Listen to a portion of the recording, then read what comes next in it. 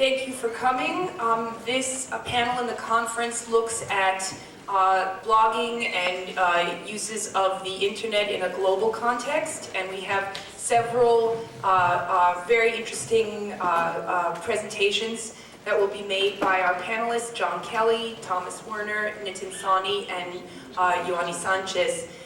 We are going to change back to the protocol we used yesterday and ask that people write their questions down so that we have time to translate, and also so that we can move the question and answer period a little bit faster. We do have to leave the building by 5:30 because it closes at 6. So I'm going to be a bit more of a stickler and asking you to make your questions brief and your interventions, and I'm also going to have to keep the panelists to their 20-minute time period. So we'll start with John Kelly. Yes, okay. So great. And this is the microphone. Hi, folks. So my name is John Kelly. I have to admit it's strange to be back in this room. In 1985 to 1987, I was an undergrad at Lang College, and before I ended up transferring to Columbia in the great tradition of Barack Obama. So I spent every week in this classroom, and I haven't set foot in it in 25 years. So it's making me feel a little bit like an 18-year-old, and which is weird. But so anyway, I'm going to talk a little bit about the kind of work that I do, which is social media, kind of what they now call big data. I was doing it before they called it big data. It's like hipster big data scientist, I guess. But we basically, my company, Morningside Analytics, which comes out of my dissertation, we do large-scale network analysis and machine learning applied to social media data. And we do this for countries around the world, and we find out very interesting things as we do it. And I'm going to try and share some of those things with you in a way that I hope will be valuable to what you're concerned with here, which is Cuba, although I don't talk much about Cuba specifically until the end. So I love this question, which is worse, ignorance or apathy? The best answer, I don't know and I don't care.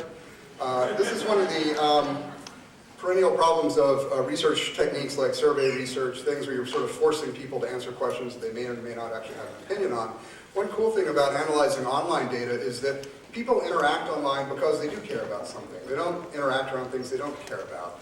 And so they hyperlink to things, they follow people in Twitter that they care about, they hyperlink to their blog posts, they post stuff on their Facebook wall that are evidence and traces of what they actually care about. And so when you analyze this data in bulk, you pick up meaningful patterns in the things that people care about and the kinds of social networks that form around those things they do care about.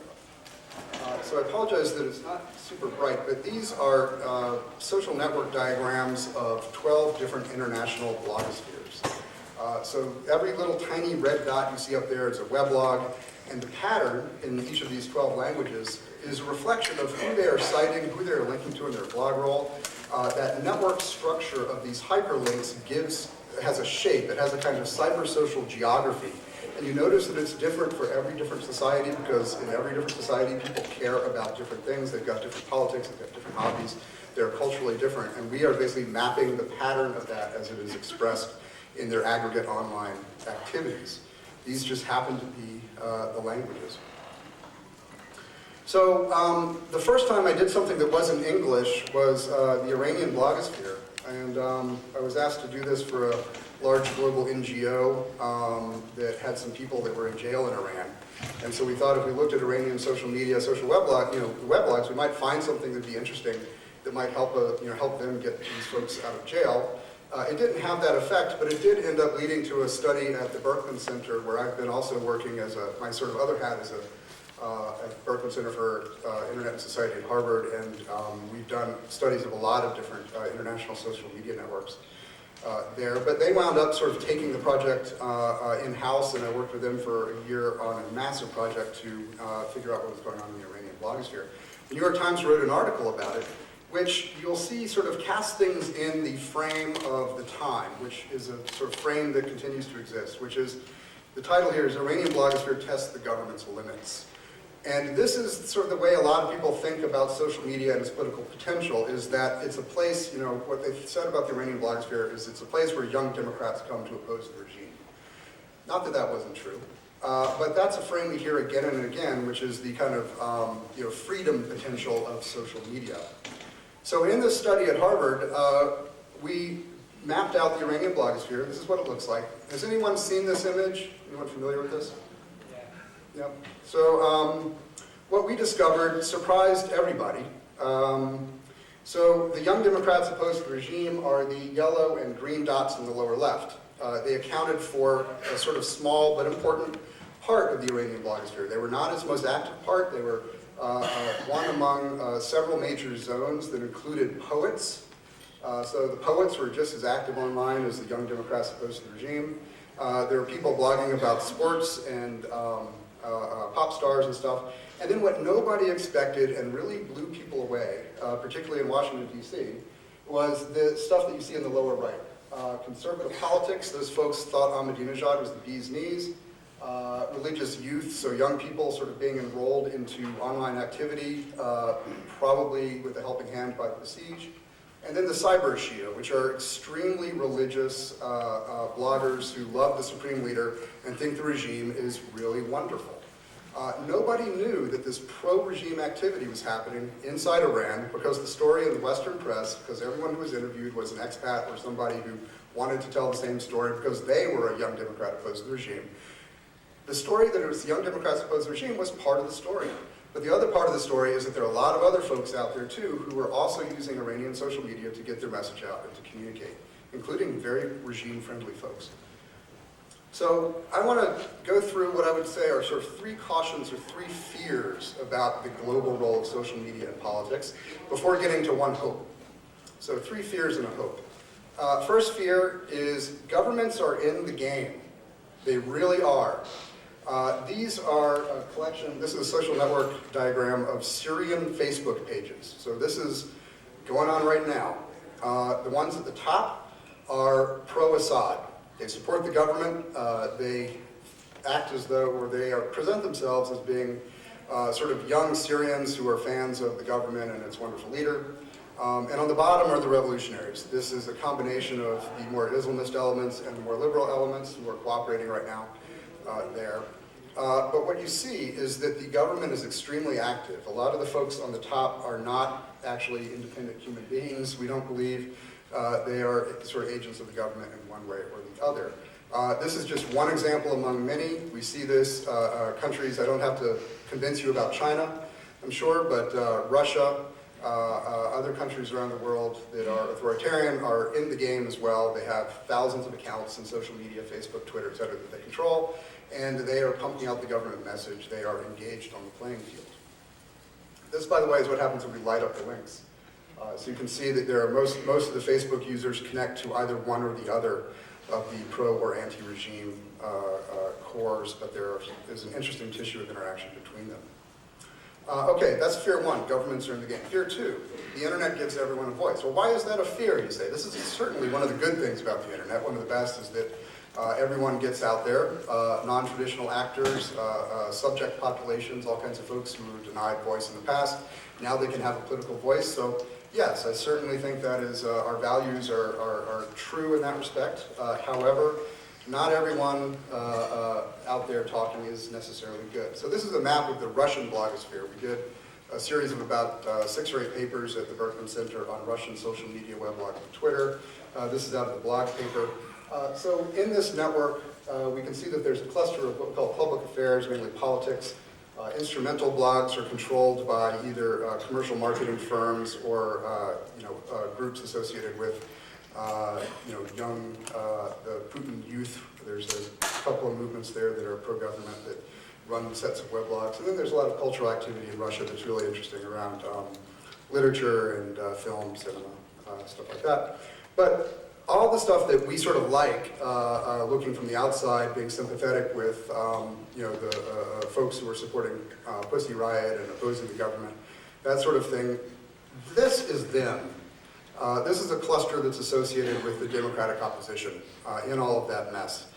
So these are sort of what most of us would think of as the good actors there, speaking in Russian blogosphere. These are the nationalists. These include people that want to put the Tsar back on the throne, want to reestablish the Soviet Union, and a large contingent of ethno-nationalists who basically want to kill the Chechens, export the Gypsies, and make Russia safe for white people again. They are just as active as the Young Democrats opposed to the regime. These are followers of extreme right-wing groups across Europe, like modern, civilized Western Europe. These are different countries. We'll take a look at what they are in a second, but these clusters are mainly groups within Twitter networks within Western European countries, tightly bound, and as we turn on the links, we see how they're collaborating across countries. So Greeks and Belgians and French and other folks following one another, right-wing extremists who oppose immigration and want to go back to the old ways. So not everybody out there is good. Social media is really good for the sort of bad actors as well. Fear number 3, strange bedfellows may equal one-night stands. What do I mean by this? Let's look at an example. This is the Arabic blogosphere, another Berkman Center study. You'll notice that it mainly clusters up by country. So you've got these groups of weblogs that are densely interconnected. That's what leads all the dots to be in the same part of the map. Each dot is a weblog. The position is a function of the interconnection. So those who are interconnected end up bunched together. I probably should have said that at the beginning of this talk. So you'll see that in Arabic, most of the groupings are by nation. So for the most part, Arab bloggers are connected to other people in the same country. And the biggest thing going on in the Arabic blogosphere is the Egyptian blogosphere. We did a study also with Berkman looking at this before Mubarak was still in power. This was back in 2010. And what we've discovered is in Egypt, you have this really interesting structure where there were culture and family values, kind of Egyptian mom bloggers, poetry bloggers, mainly women, in this sort of upper section of the map, densely interconnected, talking about mainly cultural and family stuff. Then you had 3 distinct clusters of political bloggers, mainly men. One of them highly associated with the Muslim Brotherhood, another one with the secular left, sort of socialists, Nasserite, Pan-Arabists, etc. And then one associated with the human rights movement or the Kafaya movement. So these people were all unified in their opposition to Mubarak. This represents the political coalition that came together to bring Mubarak out of power. And these people are now fighting each other in the streets. So the people that come together sort of on the early side of a revolution before it happens, who are collaborating online, linking to each other, supporting each other, as soon as the regime comes down, they may be fighting each other next. So it's something to, that's a fear. So what's the hope, I think? Well, I would say the hope, to me at least, is this, that one of the cool things about social media is the way that it helps you build a kind of global network of awareness, mutual visibility, and practice. By practice, I mean activists in different countries learn how to do what they do and learn how to spread the things that succeed from one to the other, from nation to nation. This global network has only been able to come into fruition with social media. And I want to show a couple examples. Now we're going to see Cuba in a little bit of context. So this is a Spanish language blogosphere. So this is a map of Spanish language weblogs. Excuse me, I need to act like I'm a respondent to the State of the Union for the Republican Party and drink of water.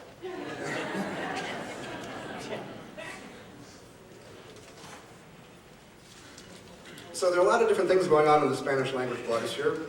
One thing that makes it different than the Arabic in a way that's like super cool is that Arabs mainly cluster up by country, not by topic.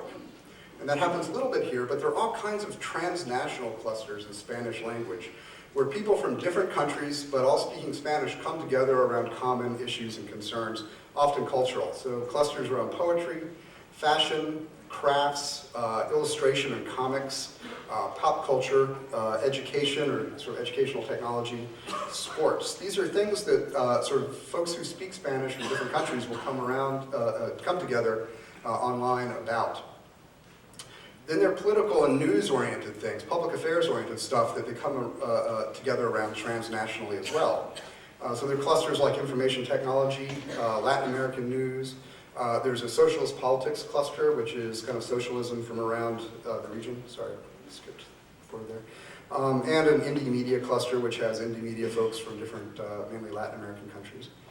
But then there are a lot of, like Arabic blogs here, there are a lot of clusters that are kind of nationally specific. So there are several clusters around Argentina, Peru, a lot of clusters around Spain, one around Venezuela. And here's where we find the only dedicated cluster of Cubans, among whom Yoani is a big star. Her blog is there.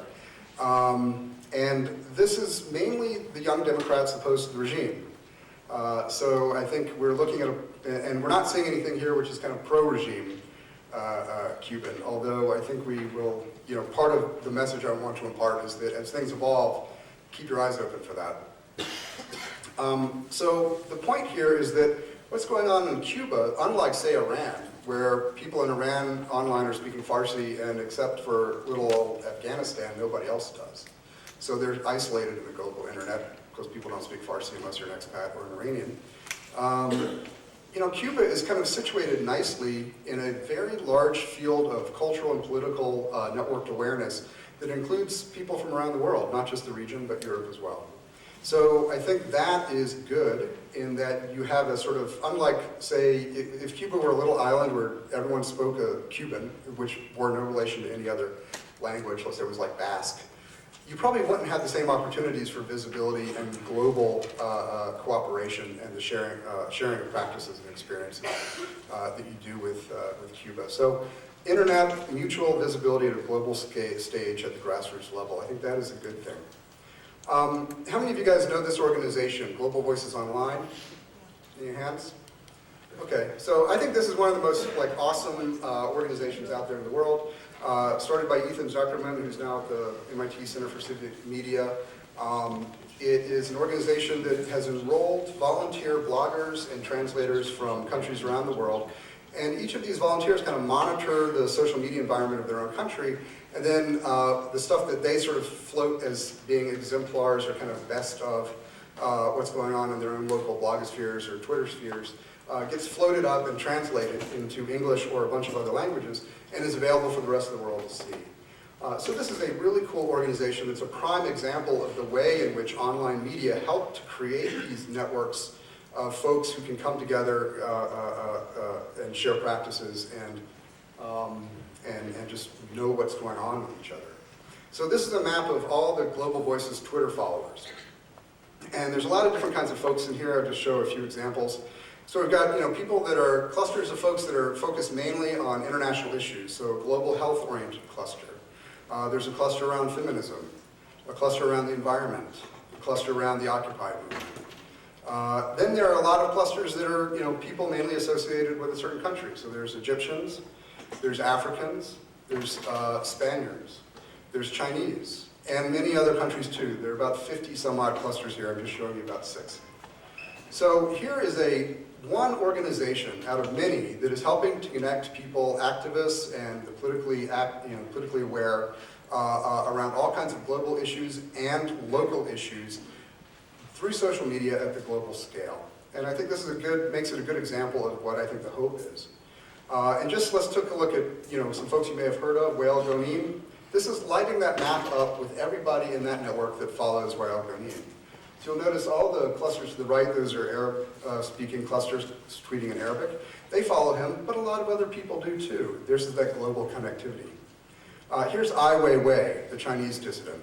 So a lot of the folks down in the Chinese clusters follow Ai, but a lot of other people do too in other clusters, be it Arabic or Spanish. And here is Yoani. This is everybody that follows her. And likewise, you see a lot of followers up in the European sections, but also throughout the central part of the map. So this, I think, is a good example of how it is that social media offers some kind of hope, in addition to these things we need to be worried about, which is the opportunity for people to connect and be mutually visible to one another, sharing ideas, awareness of one another's situation and their stories and their practices. And with that, I say thank you.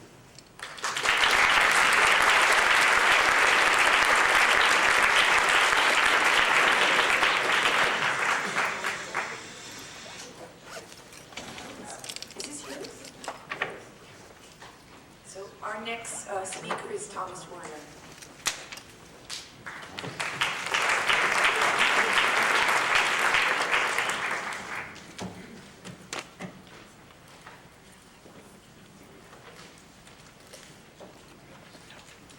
Thank you. Social media.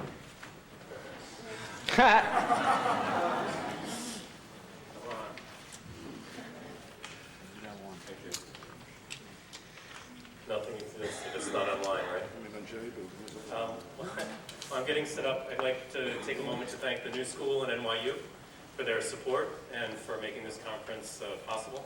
I'd also like to thank Coco and Chris Stover for their really superhuman efforts in bringing everybody here, aggregating funding, and making this happen.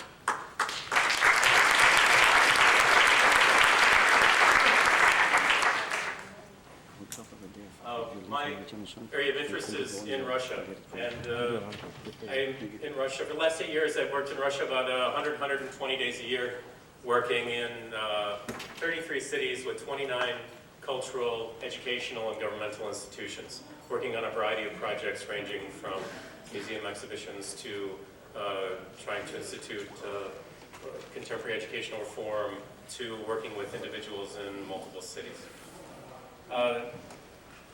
What we're speaking about today is the use and influence of digital media as a method of informing, organizing, and most importantly, as an agent of change in political, culture, and economic spheres. None of these components are exclusive of each other, and I think that's important to remember, because we frequently think of them as individually. The work that I do is centered around affecting cultural, educational, and economic change within Russia. While developing the projects I do, I work to introduce contemporary problem-solving processes and new teaching methodologies. And in doing so, engage a number of forms of digital or social media. I use digital media in the form of Facebook, Twitter, blogs, and online courses. These are central to the process. We strive to place participants in contextual learning processes or contextual learning situations that will help them form personal creative problem-solving processes and allow them to begin to understand the dynamics of project management and helping them work within creative teams. What I've found is, although Russia is extraordinarily well connected and becoming well educated, at least in terms of the Russian system, there's an extraordinary lack of ability to project manage or to work in a creative team or to empower a voice as a group. So part of what you need to do on a most basic level is help people develop these skill sets. Equally important is empowering these young artists to develop and define their message and their process and give validity to their self-worth in their creative process. You can have a voice, but if you don't believe that your voice is worthwhile, you're not going to take the time to speak it publicly. You're not going to believe that your neighbor is going to believe you. You're not going to take the time to manifest it, whether that's in your home, in your church, in your office, in social media, or in your neighborhood. So it's important to validate young people, and it's important to give them a voice and let them know that that voice matters. During these partnerships, we endeavor not only to give people access via digital and social media, but we need to teach them the language of the medium and help them become articulate in that language. In doing so, we hope to empower these individuals, letting them know that their voice is valid, and it's an essential tool in affecting positive cultural change. And that's an important word for me. Some of the earlier projects we've done, or some of the projects we've done, are illustrated above. In the top two images, we went to Bishkek, Kyrgyzstan, and worked with groups of young people who had never in their life had to sit around a table, share ideas, and vote on one idea around which they would collaborate. And the introduction of basic problem-solving processes and methods of collaboration proved to be almost overwhelming to both groups. Until the third and final day, they were faced with the concept of either succeeding in producing or failing. And the end result was a series of amazing movies about the culture of surviving around a defunct uranium plant in the mountains outside of Bishkek. I have to say, when looking at this, they took us on a bus and they said, "You're going to do a bus tour." So we did a bus tour, we drove around the city, we drove up to this factory, we're walking around, and I said, "What was this?" And they said, "Oh, this is the uranium factory." And I said, "I can't believe you're here. We're walking through these basins filled with powder." And they said, "Oh, don't worry, it closed in the late 70s. We also, the bottom image is from a project called the Bridge Project, in which we worked with young people in 20 cities across Russia. We asked them to do 3 to 5 minute videos on their life and the lifestyle in their city. What I find, and we'll speak about this a little more in a minute, is that Russians know very little bit about other parts of Russia. So this sort of bridge building, teaching young people how to articulate and deliver a message, and asking them to be objective about their local communities was important. One of the greatest learning experiences, though, was teaching an online course, co-teaching it with a Russian instructor in Russia. It was a project in which we asked students in 14 cities, or artists in 14 cities, to make work surrounding the idea of hope. Well, what was amazing about that was I thought that we would engender a positive conversation and people would make really wonderful work. What happened was we got a lot of pictures of people praying and babies and things like that. When pushing the students further, the pushback that I got was that I didn't understand what hope meant in the Russian culture. What I was told was, hope is not an everyday emotion. And I said, well, what do you mean? I wake up, I hope it's a sunny day, I hope I have a good cup of coffee, I hope the audience is friendly, right? I hope this all works. Well, they said, no, Thomas, hope is an emotion of last resort in our country. Hope is what we have when everything else is gone. And if we lose hope, we lose everything. So how do you expect us to define that? You're asking us to go to our darkest places. It was an extraordinary learning experience for me in terms of language and in terms of the assumptions we make, whether it's personally or online, digitally, as we talk about moving into these countries, both in terms of Facebook and Twitter and teaching. What does it mean when we make certain language assumptions or Western assumptions or cultural assumptions and assume that we can introduce these ideas into other cultures where they're going to be interpreted in other manners? It's essential to engage in a country's language and spend some time learning the cultural affairs of the country so that you can actually begin to engage and affect change in a manner in which you can make a difference. So briefly, Russian, one of the reasons social media is important in Russia, it's an extraordinarily vast country. It has 18 states or regions covering 17 million kilometers. 10 regions support the entire country. So you have a large part of the country that is extraordinarily poor, that lacks mineral assets, or lacks St. Petersburg or Moscow, quite frankly. There are 9 time zones. The country spans over 4,000 miles. That's an extraordinarily large country. There are hundreds of miles between Russian cities in the same region, and as I noted earlier, many Russians have no idea what it's like to live in other parts of Russia. Social media is slowly helping to close that gap, and generally in people 34 and under, 30 and under, mostly. Russians rarely travel across Russia, and that's important as well. If they get to travel, they'll travel to Turkey or Egypt or Thailand or Cuba, right? But you rarely have people informing themselves and taking the time to learn about other parts of their country. Now, one reason is that all the airlines have become cost prohibitive. It costs me more to fly from Moscow on the western part to Vladivostok near North Korea than it costs me to fly from New York to Moscow, right? A flight, an inter-country flight can cost $400 or $500, so it's cost prohibitive when you look at the numbers. Russia also has a population that's shrinking at an alarming rate, right? In the late 1980s, births exceeded deaths by more than 800,000 a year. That's not the case at all anymore. Between 93 and 2010, the population shrank from 148 million to 141 million. So you have these vast expanses of forests and cities separated by hundreds, if not thousands of miles, and then you have shrinking populations in these provincial regions. And the provincial regions are outside of Moscow and St. Petersburg. This makes the use of online education or social media much more important because people feel the distance exacerbates the distance people feel from their government, from Moscow. There need to be ways to bridge that. Now, I don't want you to confuse the lack of understanding about Russia with a lack of nationalism.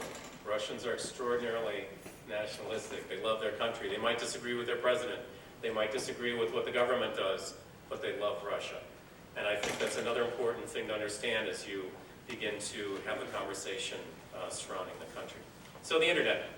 In 2003, there were 3 million internet users. By 2012, there were 67, almost 68 million users of the internet.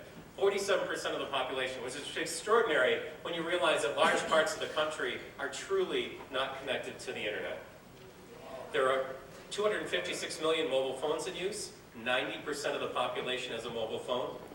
68% have to switch to a smartphone, but as you'll see, the number of phone users in the younger categories is extraordinary, right? So young people, particularly in Moscow and St. Petersburg, are well connected.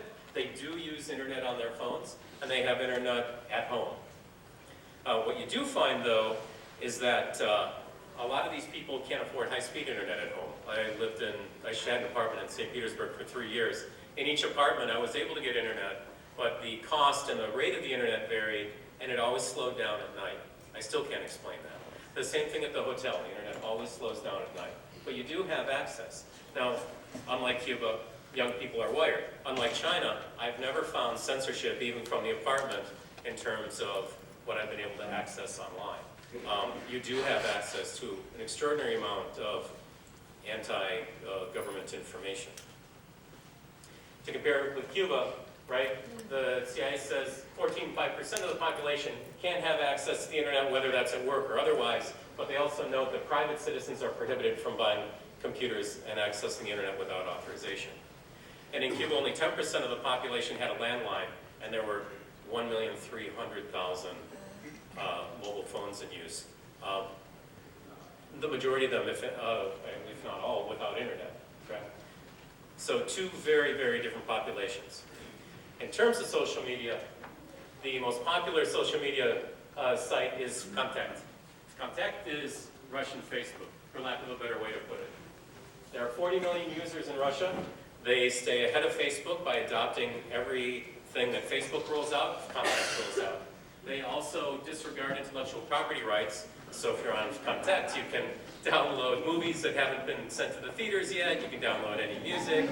So one of my jobs when I work in Russia, when we're making these videos or doing other projects, when I try to explain that you need to find their intellectual property rights, you need to use Creative Commons, you need to find places where music isn't being used, I'm literally laughed at. I had one guy who used a well-known song, and he said, I just found it laying around the internet. I don't understand what your problem is.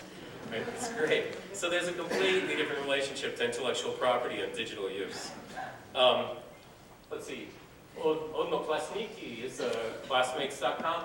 The Facebook is growing at an exponential rate, and as I say when I lecture in Russia, Contact Россия, Facebook is the world, right?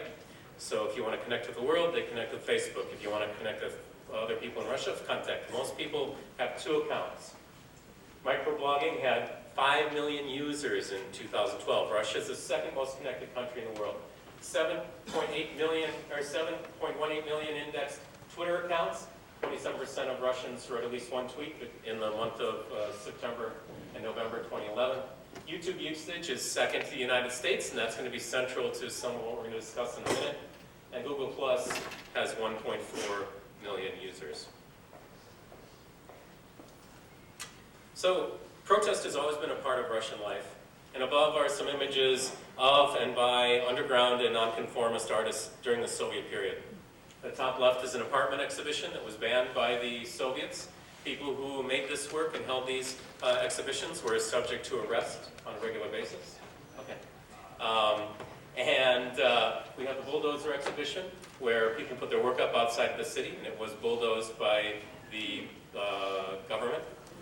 The next phase of this is a group called Femin. It's a Ukrainian feminist group that counts on new and social media to deliver their message. They sensationalize their message, but as you can see, they don't play to a crowd, but they play to the cameras. YouTube, Twitter, Contact are their main ways to reach the world. And they take on any issue that they believe surrounds feminism or freedom of speech. Pussy Riot.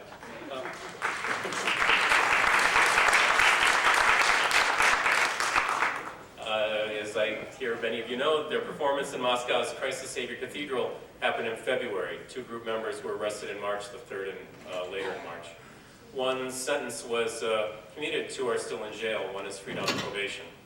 Now, it's important to know, and this was mentioned in the talk yesterday, the opening talk, that The Russian population is generally not sympathetic towards Pussy Riot. A handful of people are, and I saw this evidence at the opening of the Moscow Youth Biennale, where protesters at the opening were rather ignored.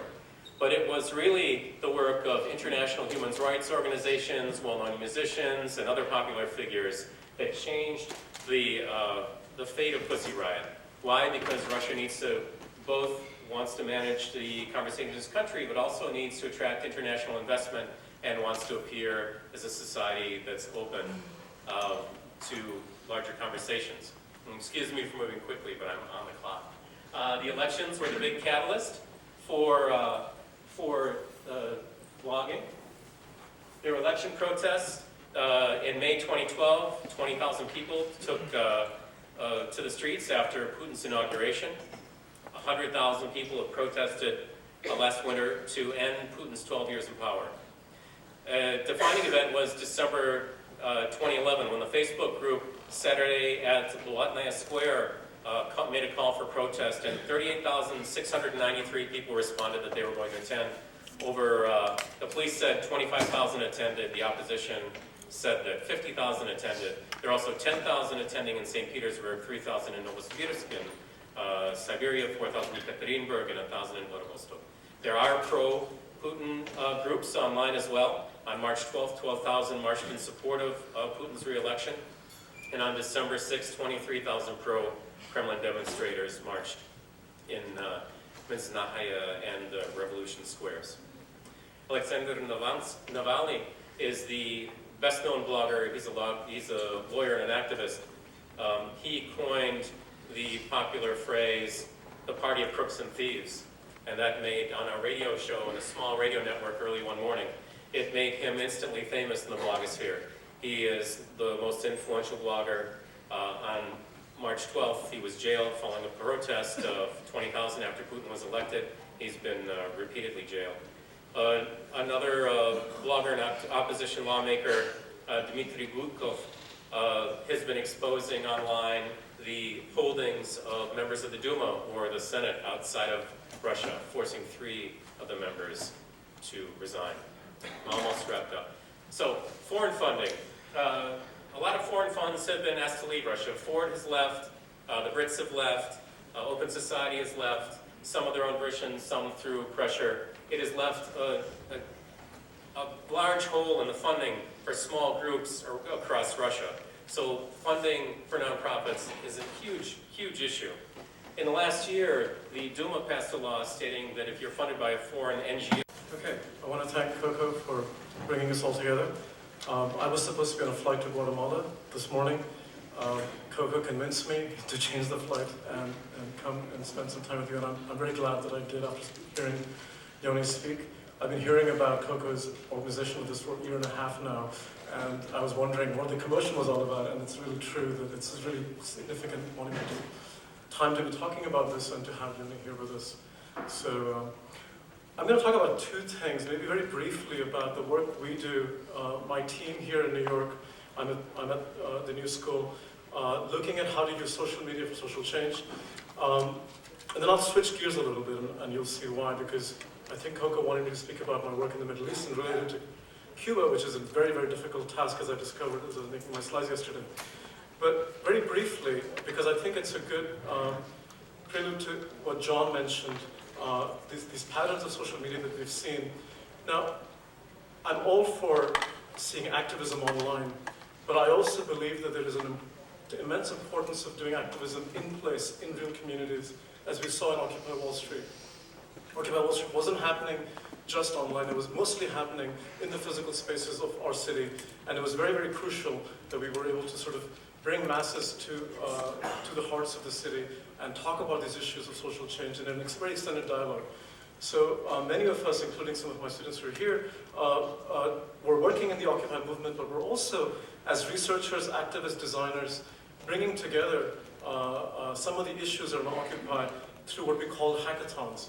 Hackathons are kind of public face-to-face gatherings that happen over a 3-day period where we bring artists, activists, designers to come in and think about the issues that are coming out. So for example, something as simple as police brutality, which was quite prevalent during Occupy, we talked a lot about what happened during Occupy, how might we understand police brutality, what happened, and so on.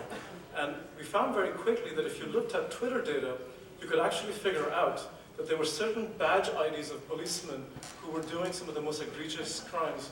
And when we examined the Twitter data, we could actually do some analysis of just which officers were violating what kinds of issues, and which other ones were actually helping out in some cases. So there is some efficacy to using social media data. If you can do analysis very carefully, it needs to be vetted, it needs to be then examined to gain ground truth.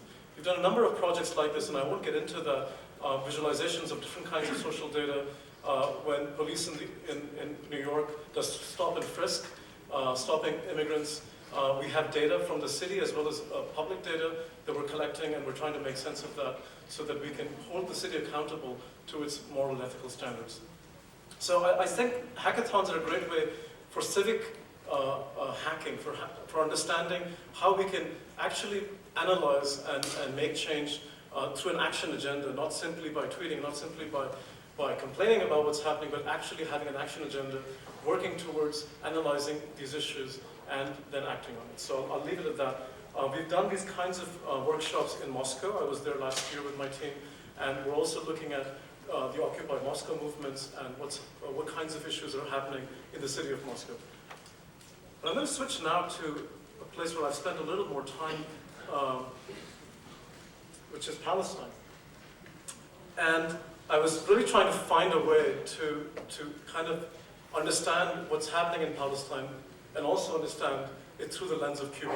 I know very little about Cuba, so I'll say that up front.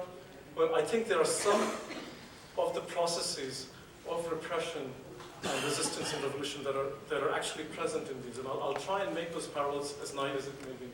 I think repression is very important because there are multiple layers of repression happening in both contexts, internal and external.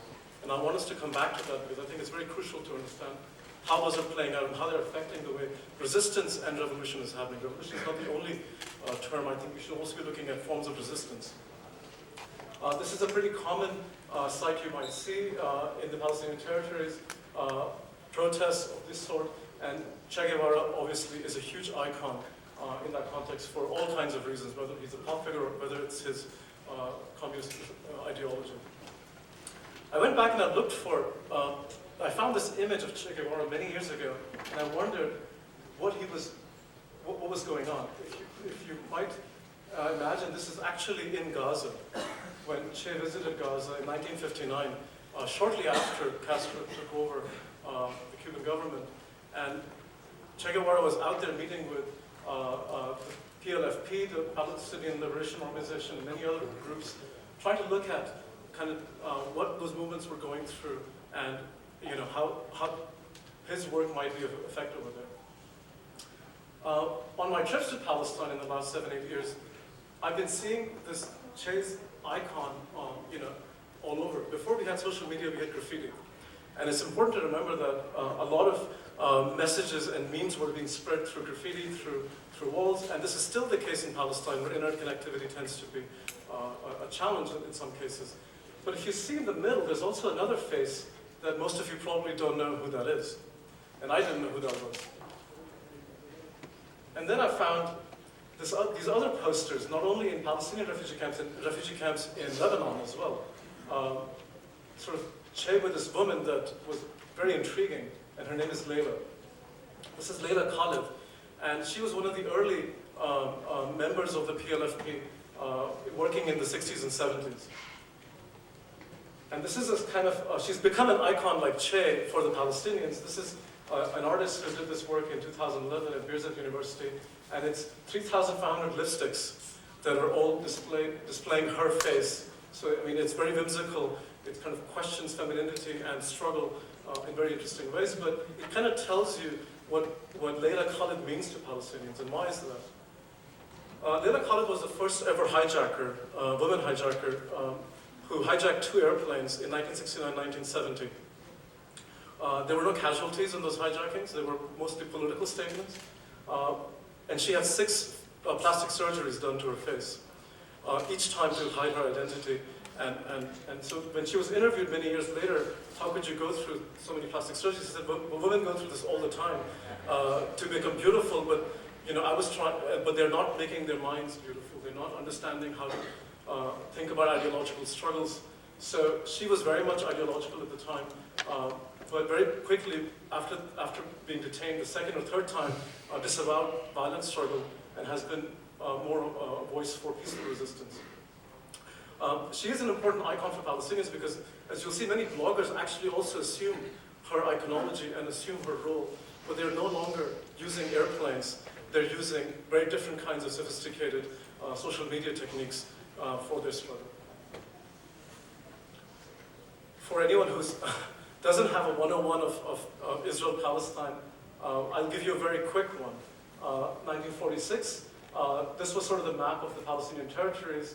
There were pockets of Jewish migration that were fairly integrated, but were going through some struggle because there was kind of some occupation of those lands beginning to happen very soon.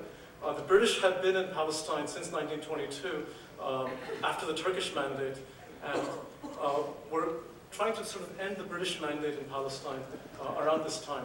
And they were going to do that by having the UN step in and allow for a partition of Palestine, as they had done in India and Pakistan, just on the same year, interestingly. And that mandate is shown right here. This was the UN partition plan, where Israel and Palestine were divided into these two zones for Palestinians and people of Jewish descent. Now, this mandate came up in the UN, and Cuba was one of the few countries in Latin America that opposed the partition of Palestine. There's been many scholarly papers written about why, at the time, Cuba did not want to do it, and I urge you to examine those, but I just wanted to point that out for some interesting reason. 14 Latin American countries were for the partition, but Cuba was among very few that opposed it. In '67, the Six-Day War caused Israel to be, the Israeli forces were able to take most of what we know today as Israel-Palestine, and that became the sort of de facto map. Gaza was put on one side, and we had what we consider the West Bank. They had some nominal autonomy, but the rest of it was Israeli occupied. In '67, that autonomy was finished, and it was all occupied land. '67 is also the year that Che Guevara was killed in Bolivia, just something I noted as I was looking at it. And now if you look at it in 2008 or 2012 or 13, what you see in those territories is a complete fragmentation of the Palestinian culture, Palestinian identity, and Palestinian lands. They're basically small ghettos in these areas, and that's the lens you have to use to understand the way Palestinians are struggling against the occupation. This is the cover page of New York Times Magazine that came out yesterday. Is there a third intifada, and who is going to start it? This is very much an issue right now. There's a real worry among Israeli armed forces and US commentators that we may be at the cusp of another intifada. And who's going to start the intifada? It's going to be farmers. It's going to be young people in villages who are protesting the wall through peaceful means. And we did an amazing profile of these young people. This is Bassam, who's a farmer. I met him actually once when I was there in Navi Saleh, which is a small village in the northeast of northwest of Palestine. And this is his family. And every member of his family goes out and protests in the streets. On Fridays, there's weekly protests around the wall, and all of them are going out and protesting. It's very much kind of a movement that captures all of the civil society, all the communities in those villages. And of course, some of them are filming what's happening, the violations, the issues, and these young women who are beginning to film are starting to get this media work out.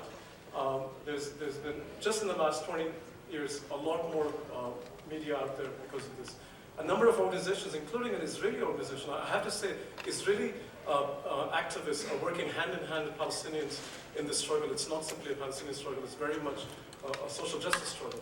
So an Israeli organization called B'Tselem started this project where they actually gave out cameras to young Palestinians and allowed them to have their footage more easily disseminated.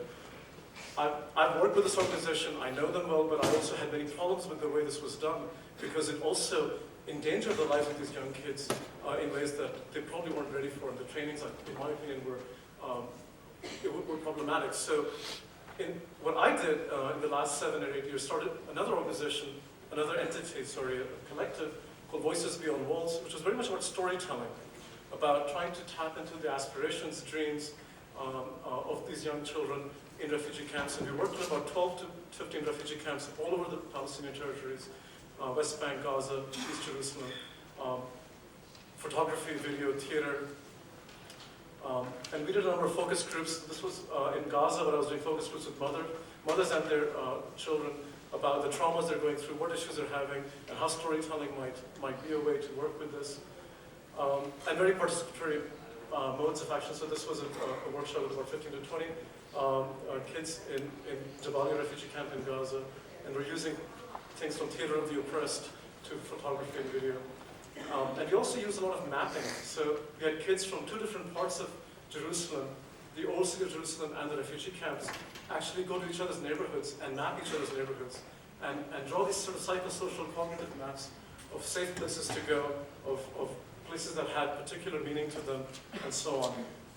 And then they would make films about those. Through those mapping activities, they would make films and narratives. Some of them were very, very powerful human rights issues. Some of them were comical and dreamlike. One of the important things we also did was interviewing them about their life histories, what was happening, what they were going through, and training them to be journalists, and thinking about how they can use a kind of journalism to talk about the conflict. And in my opinion, that kind of approach is one way to build creative resilience among these children who all they see is violence and trauma. If you're giving them a mode of action, of allowing them to speak about these issues, we've found that they're actually much more able to cope with what's going on around them. Now, there are many repressions in Palestine in addition to the repressions from the outside. And some of those are happening within the governments of Palestine. You're dealing with a kind of fiefdom, feudal governance in Gaza as well as the West Bank. And in those conditions, many of these young people are also protesting their own authorities, the Hamas government and the Fatah government in Gaza. And some of them have been detained. And some of these journalists and young people I know because I've trained them. This is just Gaza. It's completely blockaded on all sides, including the water, land, and sea. And in that context, the only chance that Palestinian young people have is through the internet. So I'm finding that actually the young people that I interviewed are very, very savvy.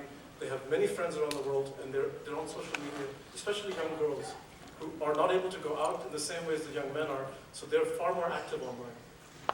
This is just from November of this year, when the first bombs went off in the last Israeli incursion, and I want to use this as a case study, and I'll try to be brief. Pictures taken by Anne Pack, who's a co-producer on a film I'm working on, and these were sent all over the world at the time. Those are 2 flashes of missiles that went off. This was the sort of destruction happening every day in Gaza, and you've seen these kinds of pictures. We've almost become numb to them because we can't relate anymore to what's happening. It's too tragic. It's over there, not here. And so that's why I think storytelling and film are good ways of doing this. During that time, I found an image also in Cuba, in Havana. There were protests from civil society there. This is a short case study I want to do. This is Rana Barker. She's 21 years old, and she's one of the most prolific bloggers in Gaza. She speaks perfect English and has been interviewed by most of the major media.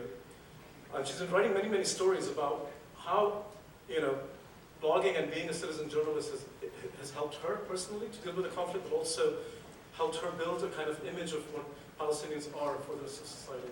This is her Twitter. She says, if you catch a flu, you can blame it on Gaza. She's got a bit of a sense of humor.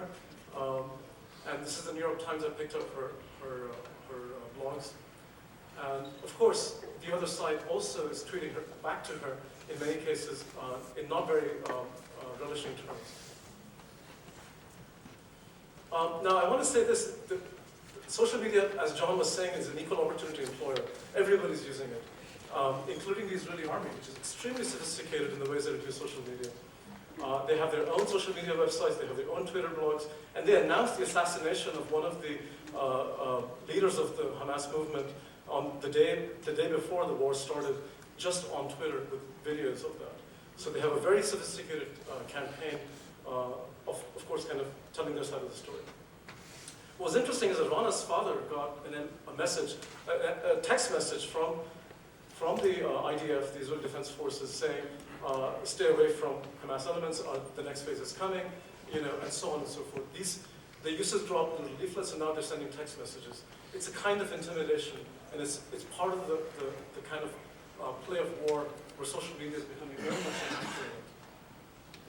And what was really amazing is Rana's work. When this was happening, not only was she said people are seeing images and they're becoming numb to it. What she started to do is create something on AudioGoo. AudioGoo is a place where you can actually record sounds and put them up online. And she put sounds every day of every night where she was just outside her window, what was happening, to give people a visceral sense of how the war is playing out from the eyes of a 21-year-old. And I urge you to go actually listen to. I was going to play them for you, but we don't have enough time. They're really quite devastating to hear. Rana was interviewed by Al Jazeera, she was interviewed by CNN, in counterpoint to Israeli bloggers, and she very much held her own and was able to sort of talk about this and became a kind of persona. She was not speaking for Hamas, she was not speaking for Fatah, she was speaking as herself, as a young blogger working in that context. The war ended, ceasefire started, but then another actor came into place, Anonymous. They had started to do denial of service attacks in Gaza, shutting down Israeli websites.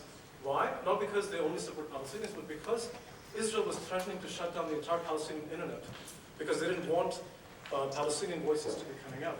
The threat was out there, and a lot of civil society groups in Europe and abroad started to try to find a way to let Palestinians continue to have access to the internet during the war. And Anonymous at one point started to deny services to Israeli websites, and right as the ceasefire was ending, they had a whole sort of host of those denial of service attacks to sort of say that you can't do that to a free society. Gaza remains devastated, and a few days after the war, Mahmoud Abbas, the president of Gaza, spoke at the UN to try and have the UN support Palestinian non-observer status in the UN for the first time. 138 countries voted yes, and of course US and Israel voted no. Cuba voted yes. And it was a huge sort of celebration of this upgrade, but actually nothing changed on the ground. It's very symbolic. Statehood means nothing to the Palestinians at this point, given what's happening here. This is a picture just taken last week with the settlements and the Palestinian sort of resistance, and it's very much playing out. And so I thought I would end with this image. Like I said, there are multiple layers of repression. For all of Abbas's image as a peacemaker supported by the US, there is a kind of things that you cannot say. So somebody took a picture of, somebody commented on the picture of Abbas, shooting football at Real Madrid, just saying now he's a striker for Real Madrid. Something as simple as that got him detained. And that tells you that unless you bring, my feeling is that unless you find a way to end the blockade, and you find a way for Palestinian society to really have real democratic election, you're going to have multiple repressions in society from the outside and the inside. I found this article yesterday, which was really intriguing. Could Cuba be Latin America's Palestine? It opens up all kinds of issues, and I won't get into it, but it's something to think about as we look at the multiple repressions that are happening in Cuba as well. I'll end there. Thank you.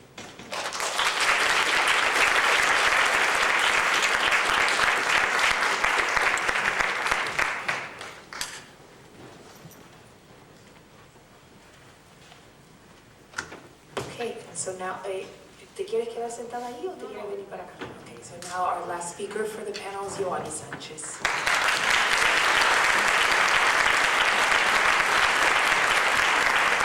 Muchas gracias, buenas tardes.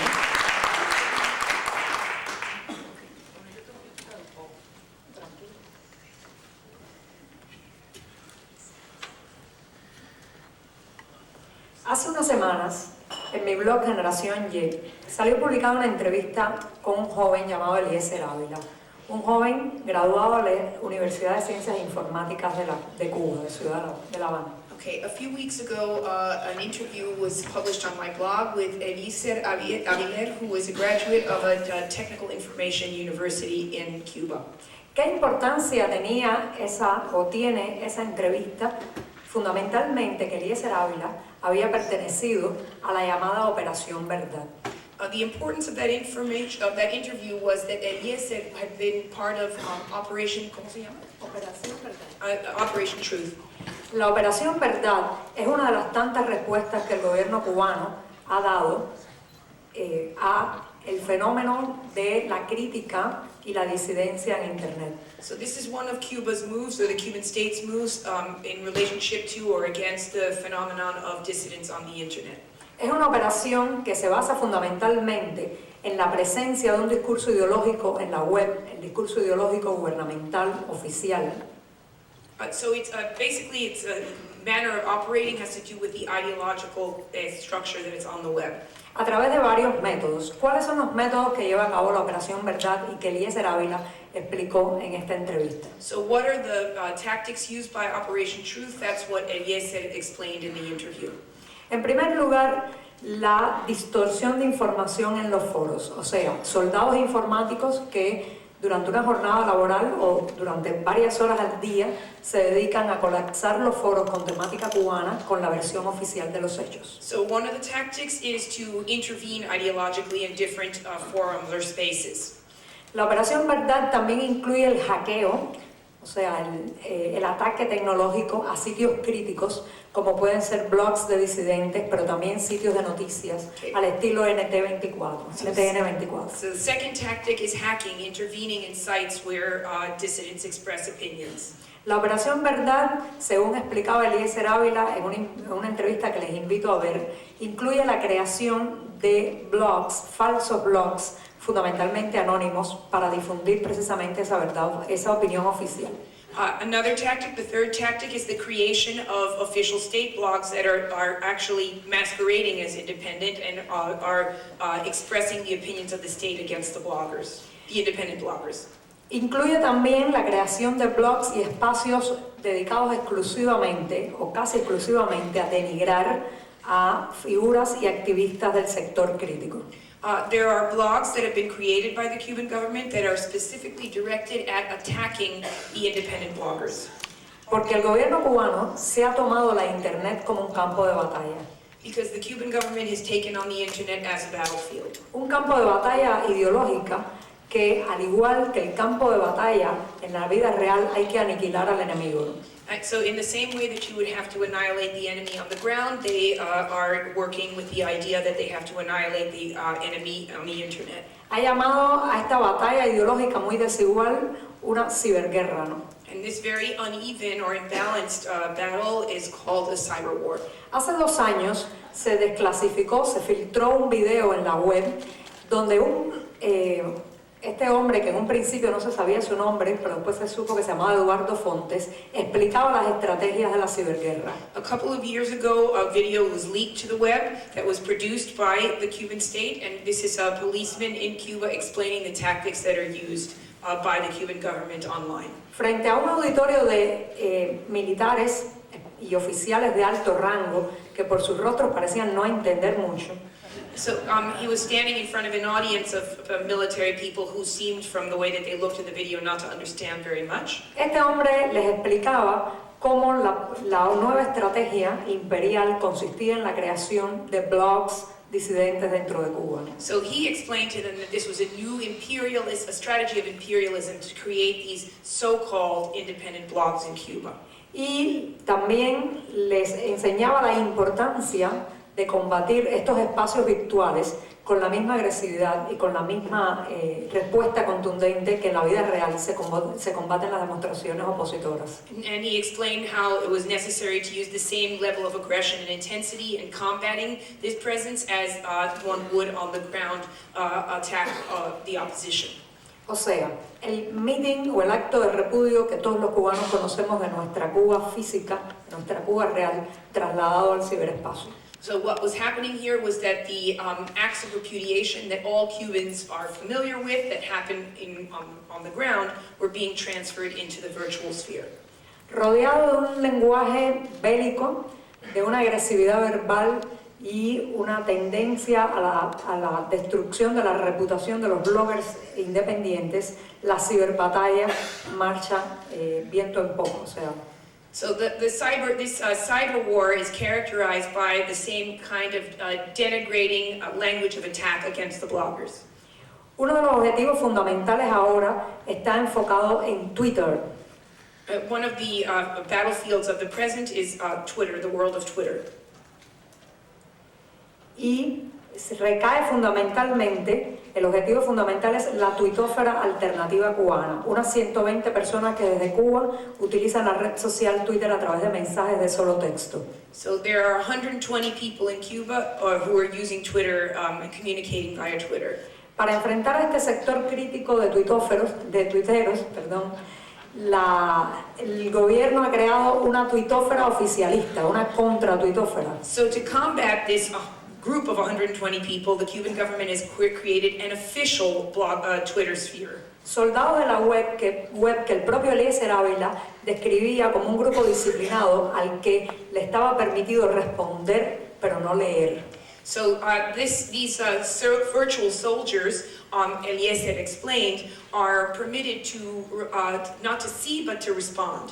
Por temor al contagio, estos policías del ciberespacio se dedican a atacar, a denigrar, a insultar, pero nunca a argumentar ni a analizar puntualmente lo que escriben los críticos del sistema, ¿no? So the cyber police, they don't read the Twitter posts, so they don't actually analyze anything that's being said, but they only focus on insulting the people who are using Twitter. La cantidad de recursos que el gobierno cubano debe estar empleando en estos ciberataques, en esta batalla en la web, son incalculables, ¿no? It's almost incalculable the amount of resources that are being put to this kind of cyber war by the Cuban government. Es una batalla muy desigual, pues se trata de personas no solamente contratadas y dentro de instituciones que tienen acceso completo a Internet contra un pequeño grupo de ciudadanos a los que conectarnos al ciberespacio nos resulta caro, difícil y esporádico. It's a very uneven war in that the Cuban government agents who are engaged in this have full access to the internet and are not paying for the usage of the internet, whereas this small group of independent users of Twitter face very high fees, and it's also very difficult technology to access. Los rastros de esa batalla están por todos lados. Intente usted abrir un foro sobre temática cubana, invite a un activista a discutir en línea y verá inmediatamente la presencia de estas huestes del ataque verbal y estas huestes de la represión virtual, ¿no? So these signs of war appear all over the place. If the independent bloggers try to organize any kind of online discussion, engage in any kind of online event, you immediately see the response of these official users of Twitter representing the state's interests. Hace unos días participaba yo en el Congreso de Tecnología y Redes Sociales, el iRedes de Burgos. A few days ago, Yoani was involved in participating in a conference in Burgos in Spain about uses of the internet and social media. Y en un momento, como sincronizados por un reloj, comenzaron a aparecer estos soldados de la web con tweets insultantes, etiquetas denigrantes. And all of a sudden, like right on time, all these negative and insulting Twitter comments started flying from Cuba from these cyber police. Recuerdo que los organizadores del evento me dijeron, wow, qué pasión generas. And then the organizers of the event said, wow, you really generate a lot of passion. Y yo le respondí, ojalá fuera pasión. And her response was, I wish it were passion. En realidad, son personas enviadas a hacer este tipo de tarea en la mayoría de los casos. In reality, it's people who are being sent to do this as work. Personas cuyo contenido de trabajo es precisamente disminuir la incidencia de las voces críticas que salen desde dentro de la isla hacia la gran telaraña mundial, ¿no? And the purpose of these perpetrators of verbal violence is to diminish the presence of the independent bloggers online. Sin embargo, y esa es la esperanza que me produce todo esto, Eliezer Ávila, quien dirigió en su momento la llamada Operación Verdad de la Universidad de Ciencias Informáticas, resultó convertido también a una persona crítica, ¿no? So something that gives Yoani hope is that Eliezer Avila, who at one time was the leader of Operation Truth in his university, was actually converted, turned around and decided to help the other side. Me confesó en este video que él tenía que atacarme, no leerme. He confessed in the video that he had to attack Yoani and not read her. Pero sin embargo terminó contagiado, ¿eh? But in the end, he ended up being infected by her. Y ese es precisamente el punto en que pensaba mientras los otros ponentes pues describían, y también sobre todo el primer ponente que describía este mapa de interacción temático y de posiciones también ideológicas, ¿no? And that she was thinking about this as she was listening to John's first presentation that showed the map of the uses of blogging. En ese espectro muy polarizado que es hoy la presencia de Cuba en el ciberespacio, And considering the position of Cuba, the very polarized spectrum in Cuba in relationship to all of this, or the rest of the map, donde hay los llamados bloggers independientes, oficialistas, bloggers folclóricos que se dedican a hablar de béisbol o de cocina, where there are bloggers who are the independent bloggers, there are bloggers who represent the interest of the states, there are bloggers who have more folkloric interests, who might be interested in sport. en ese espectro hay zonas que están empezando a entrar en contacto, ¿no? That in that spectrum, there are zones that are of contact that are beginning to be established. Es quizás la plaza pública más, ahora mismo más plural y diversa que existe en Cuba, la plaza pública virtual. And that this might be the most plural and diverse public sphere that exists in Cuba.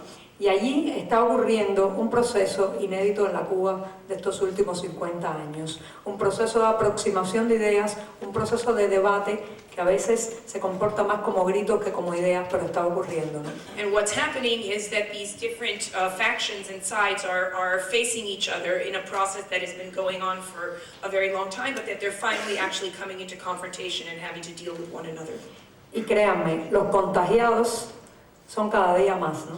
And believe me, the people who are infected with the views of the independent blogger are daily, that number grows. Las personas que después de abrir un blog muy cercano a los preceptos institucionales u oficiales que han evolucionado hacia posiciones más críticas son mucho más que los que desde posiciones críticas pues han pasado al silencio o al aplauso. No conozco ninguno que haya transitado ese proceso en la dirección contraria, ¿no?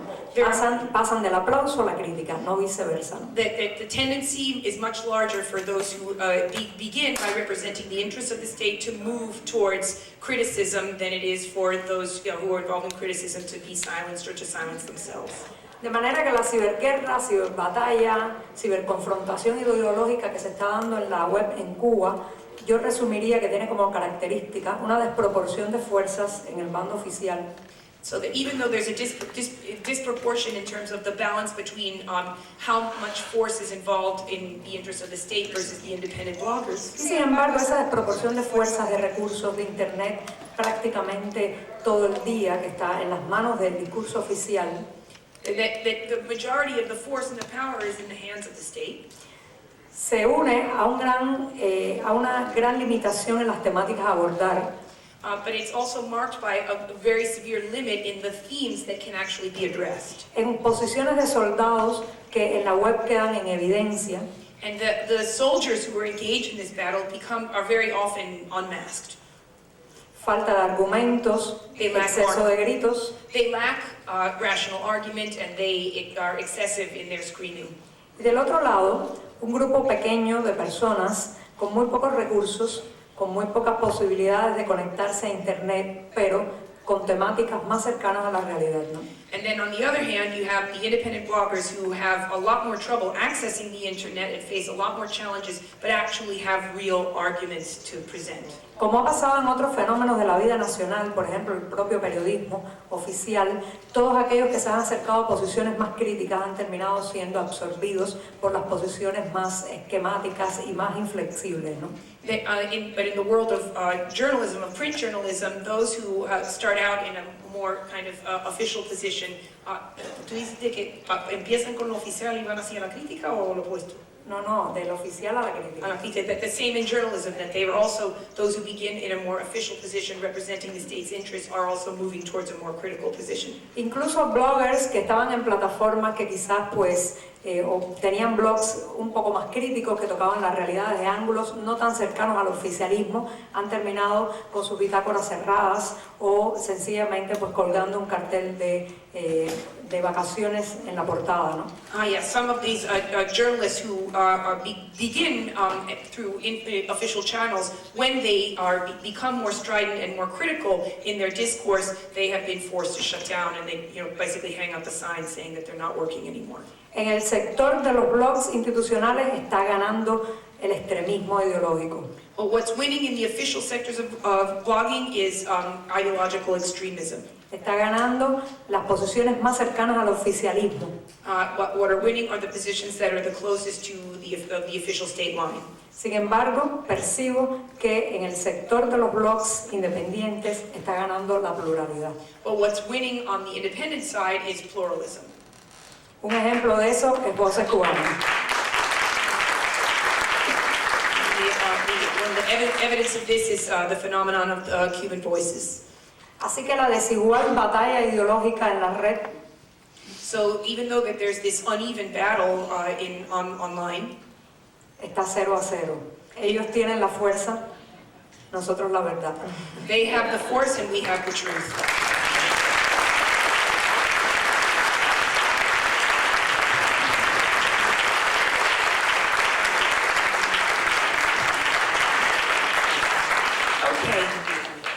Thanks to all the panelists for their really wonderful presentations. We are able to take questions. We're asking you to write your questions down, and then so that way make it easier for us to translate and we can also move faster.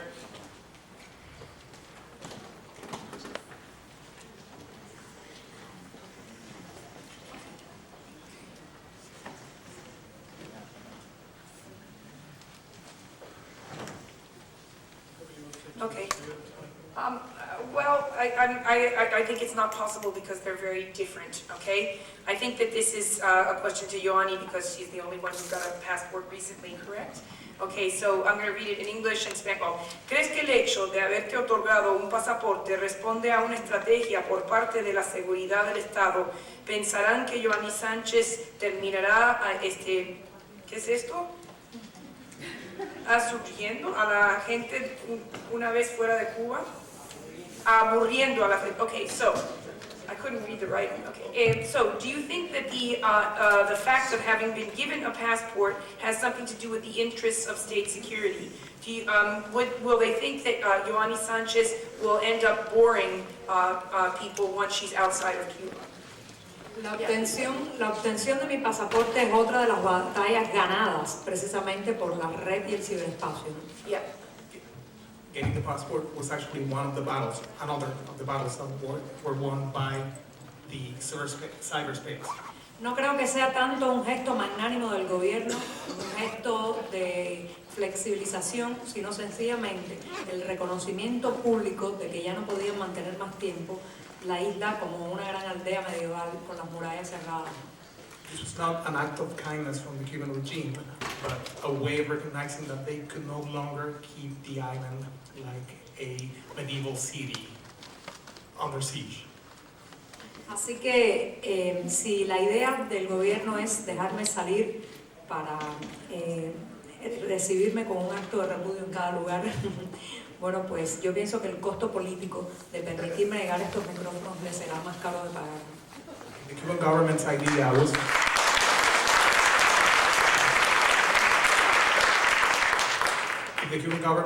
was to let her out, to receive her with an act of repudiation of every place she goes. There's, she believes, a higher, greater political cost that they will have to pay for giving her access to these public forums. Okay, here's a question for Nitin Sawhney. It's what's the point? What is the relevance in Palestine's struggle and Cuba's fight for freedom and liberty through social media? You want to I guess respond? that's for you to interpret. I just made some parallels that I've seen. Let me say this. When I put up that slide at the end, I wanted to bring up one really, really crucial point, which I think Yoani agrees with me. That putting an embargo and a blockade on an entire people may seem like a good idea in the beginning to put some brakes on a dictatorial regime, but it hasn't worked. It hasn't worked in Iraq. It hasn't worked in Iran. It's not working in Palestine by any means. It's in fact devastating Palestine. And I don't think, my personal view, it's just my personal view, that it probably is devastating Cuban society in many ways. The kinds of freedoms that we want, the Iraqis, people in Iran, Palestine and Cuba to have, they're doing it despite those blockades, they're doing it, they're struggling despite all of that. I think in the end, those freedoms will thrive in a society where they have access to everyday things, they have access to a livelihood, and that they can come back. All this, the diaspora, the smart, intelligent, powerful diaspora in Cuba can come back and live in that society and build that society again. The same with the Palestinian society. They have an amazing diaspora. I'm not Palestinian, I'm Indian, but there's an amazing Palestinian diaspora also outside. Cannot come back until Israel allows them to come back, until the US negotiates that process with Israel. And so I think blockade has devastated the Palestinian community, and I believe it is having a very difficult process of fragmenting and destroying also Cuban society. So my feeling is that we first have to find a way to bring Palestinians and Cubans back into the world sphere, and then the kinds of freedoms, the kinds of liberties we all want could also thrive. So this is just, I'm sure this will be very contested, and I'm very happy to take some debate on that. But I think Yoani also believes that is the case.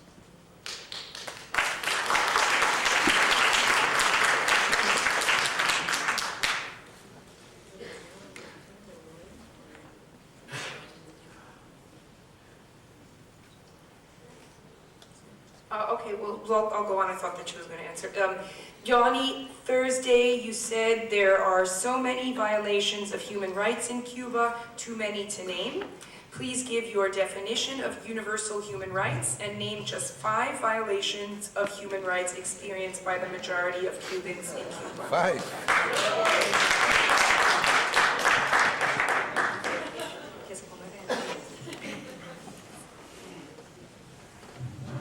En Cuba se viola el derecho a la expresión, el derecho a la libre asociación. Durante décadas se le violó el derecho a la libertad de movimiento. Todavía hoy la reforma migratoria no incluye la posibilidad de entrar y salir como un derecho inherente por el solo hecho de haber nacido ahí. Se viola también pues, el acceso a la información. Hay un gran sesgo informativo, una limitación bastante grave de, por ejemplo, acceder a periódicos, acceder a determinados libros. En Cuba hay muchísima parte de nuestra cultura que no ha sido censurada, muchísima parte de nuestra...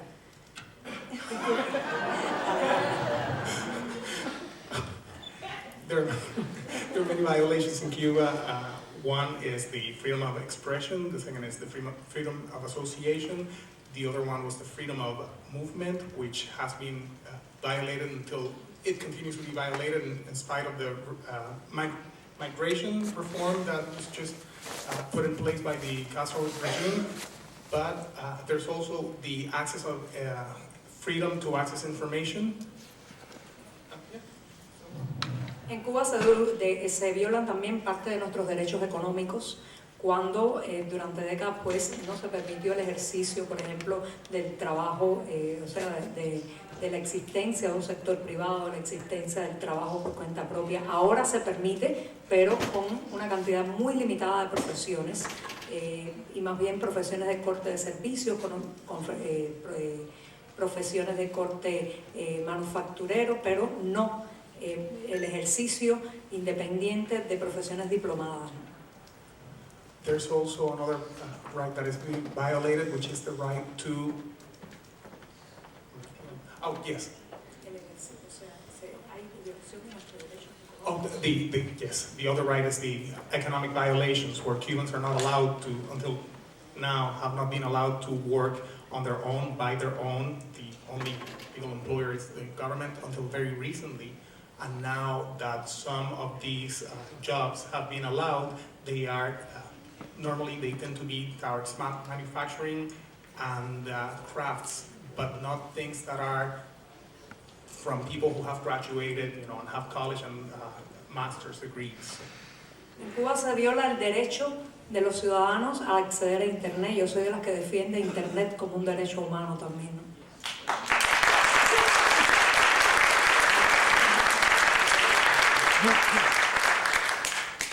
The Cuban government also violates the right to accessing Internet. She understands Internet, the right to access it, as a human right.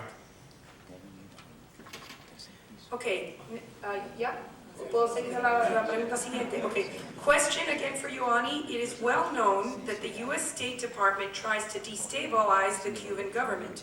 How can you claim to be non-ideological and, quote, just an observer, unquote, when you take money from the State Department? I'm going to ask for quiet, please. Okay? Quiet. We're having a talk here. It's not, it's not a dog fight. It's a talk.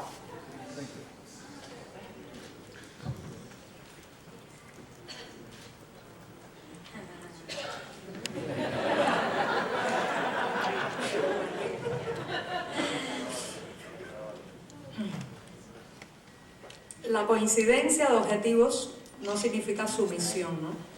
Que usted coincida con otro en los deseos de democratizar a Cuba no lo hace ni su sirviente ni su esclavo, ¿no? Solo lo hace coincidir en un punto.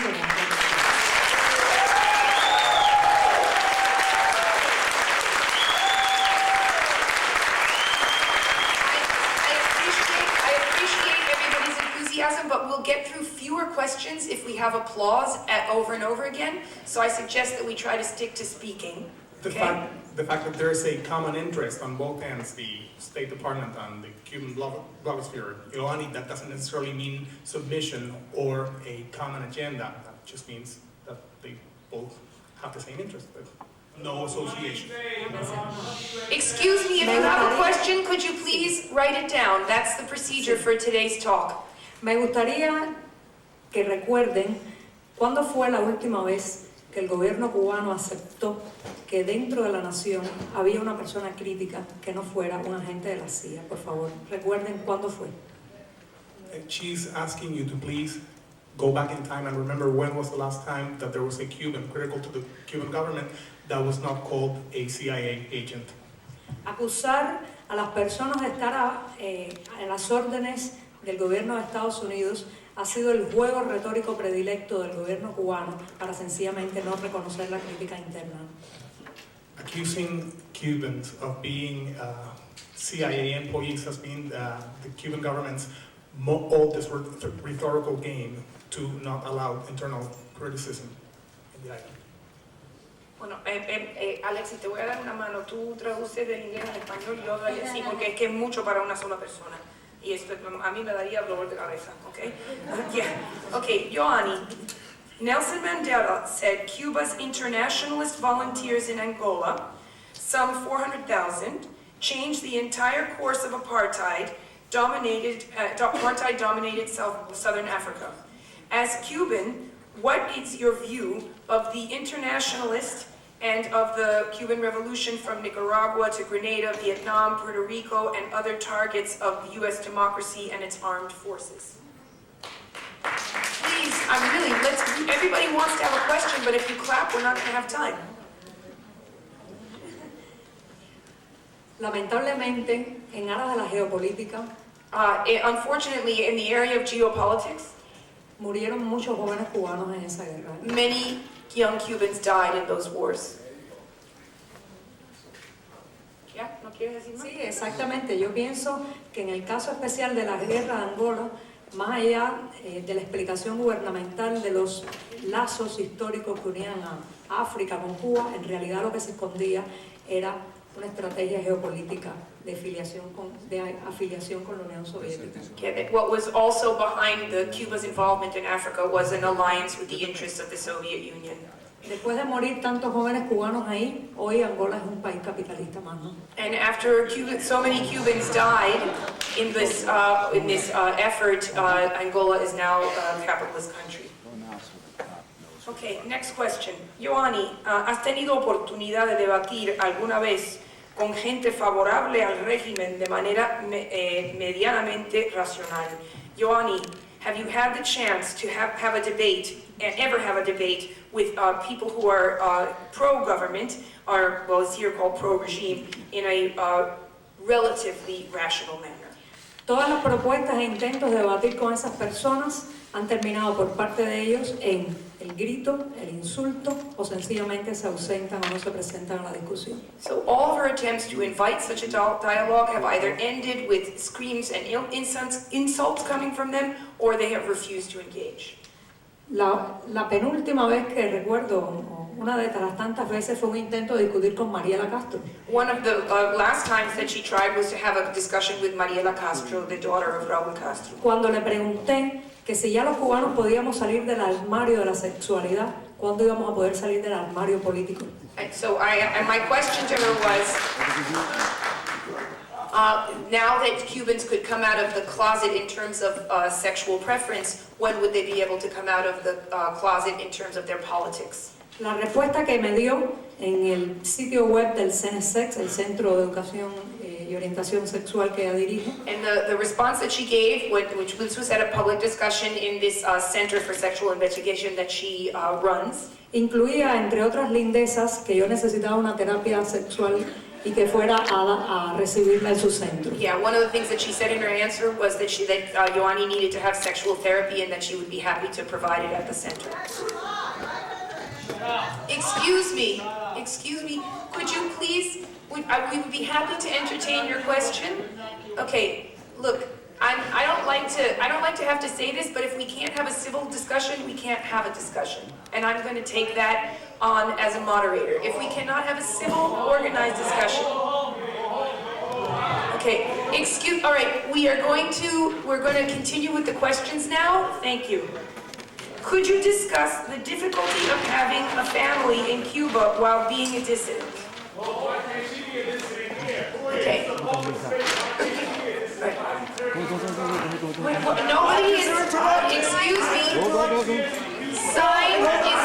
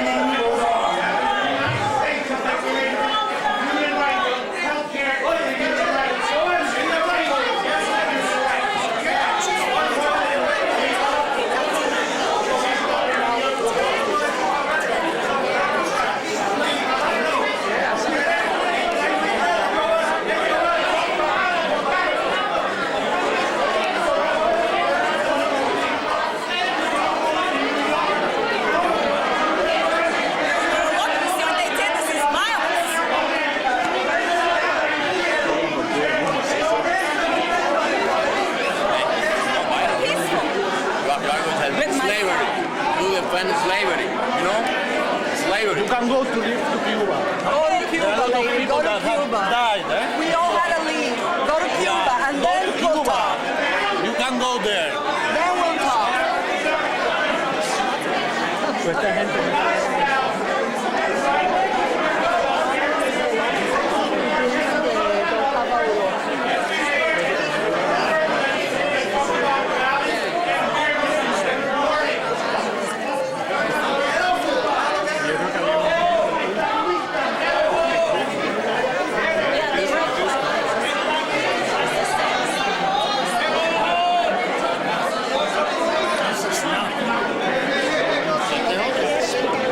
Speak to the camera. You have something to say?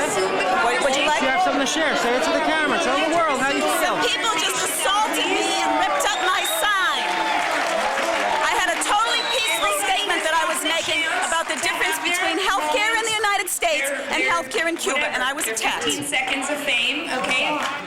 Now let's go on and continue having our conversation.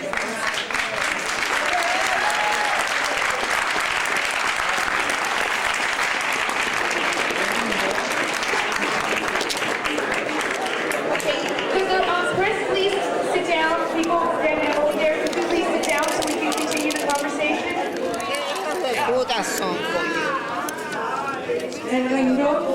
El renglón exportable más importante de Cuba, acto de república.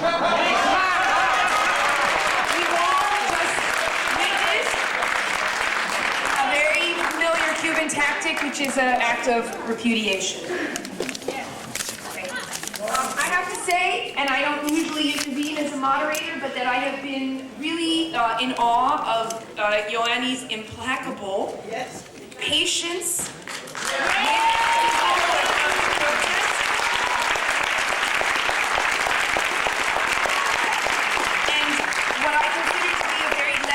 Response, which is to say that this is her experience of democracy and that she would like to be able to experience the same thing in Cuba.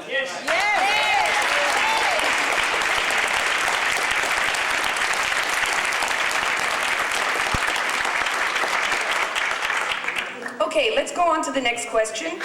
Could you, this is again a question for Yoani, could you discuss the difficulty of having a family in Cuba while being a dissident?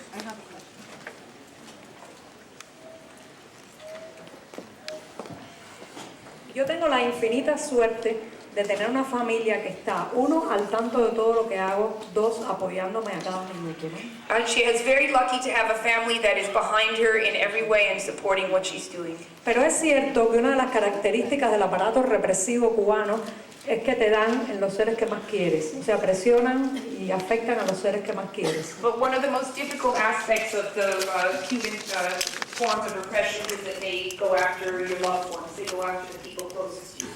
De manera que cuando uno quiere, o sea, cuando uno decide pasar a ser un disidente, una persona crítica, una persona públicamente inconforme, tiene que primero, antes que todo, contar con la familia.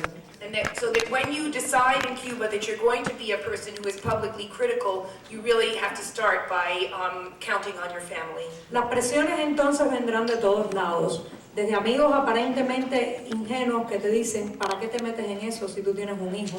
And so that there are a lot of people who say very innocently, friends, why are you doing this? You have a son. Hasta personas que te retiran el saludo. And then there are people who stop saying hello to you.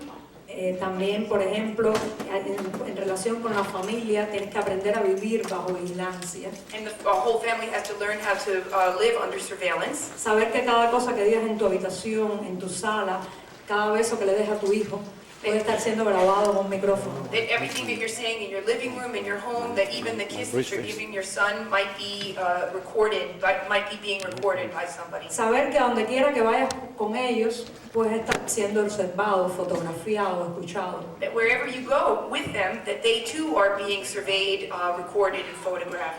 Y después, en los casos más graves, estar en un calabozo y escuchar a un policía político decirte, tu hijo es muy joven, ¿verdad? And so then, Monta bicicleta. and the worst would be to be in a police van and have a policeman telling you, you have a young son, don't you? Does he ride a bicycle? Okay, next question. In the United States, social media hinges on the ability to engage in a two-way conversation. With the lack of connectivity in Cuba, the use of Twitter and blogs seem like one way to broadcast. Is it a misnomer to call it social media if it's one way? Isn't it more like independent, I'm sorry, I can't read this, but how do you share ideas without a two-way platform?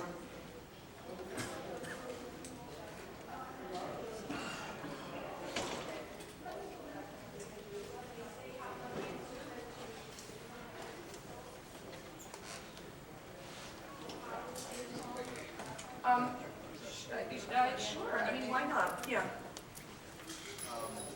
Well, I don't know much about the Cuba specifically, but I think the social part about social media is the types of people that it connects with each other. So one way to think about it, I think people often think about internet communications, social media, Twitter weblogs as kind of a plain cyberspace, a kind of plain apart from real life. And I think it's better to think about it as just one sort of link in a very rich communications chain between individuals that, you know, the tweet or blog post is just one little part of it. So if somebody sees something online and they talk to their friends in face-to-face communications, it's still part of the chain and it can be a valuable player in the overall communication cycle among individuals, even if the medium itself doesn't have great reach. I'm reminded of something that anthropologist Genevieve Bell, who was an anthropologist working for Intel, who would go into places in kind of far corners of the world where they didn't have even electricity. Something she said about kind of an old grandfather she met in a village in Indonesia where there was no electricity or anything, let alone internet. And he said, yeah, of course I check my email. And she's like, well, that's remarkable. How can you check your email? And the old man said, well, you know, my grandson goes to town and goes to a cyber cafe and prints out the note, you know, and brings it home, and then he reads it to me. And then I tell him what I want to respond, what I want to say back, and he writes it down and he goes to the cyber cafe and sends it back. So I think it's important to realize that even where penetration of these things is low, it can still have a pretty dramatic effect on the interpersonal communications. Would anybody else like to answer this? Are we good? Okay. Oh, si quieres responder? No, okay. So, what do the panelists working on analytics see as the biggest gap between raw data and political theater? So the gap between raw data and political theater. Well, the data is what you use to observe the activity, and a lot of the activity is political theater. So I was really struck by the description of some of the pro-government blogs and things like that that are happening, because that's what we see everywhere. It used to be that governments would typically try to fight what people were saying on the internet by either turning it off or censoring it or kind of more overt things. And the last few years have really seen a shift to sort of, if you can't beat them, join them attitude. And so they're sort of getting their own players in the field, if you will, and doing that very actively and very expertly. The thing is, on the analytics side, when you're handling all the data, it's often fairly easy to pick out these kind of Potemkin villages of Twitter accounts and weblogs, because, you know, think about this. Even if say, any of you, if you and I agree about everything politically, we vote for the same people, we're the same on every issue, and we have all the same interests, and you tweet and I tweet, because we're different humans, there's still going to be a lot of variability in our behavior.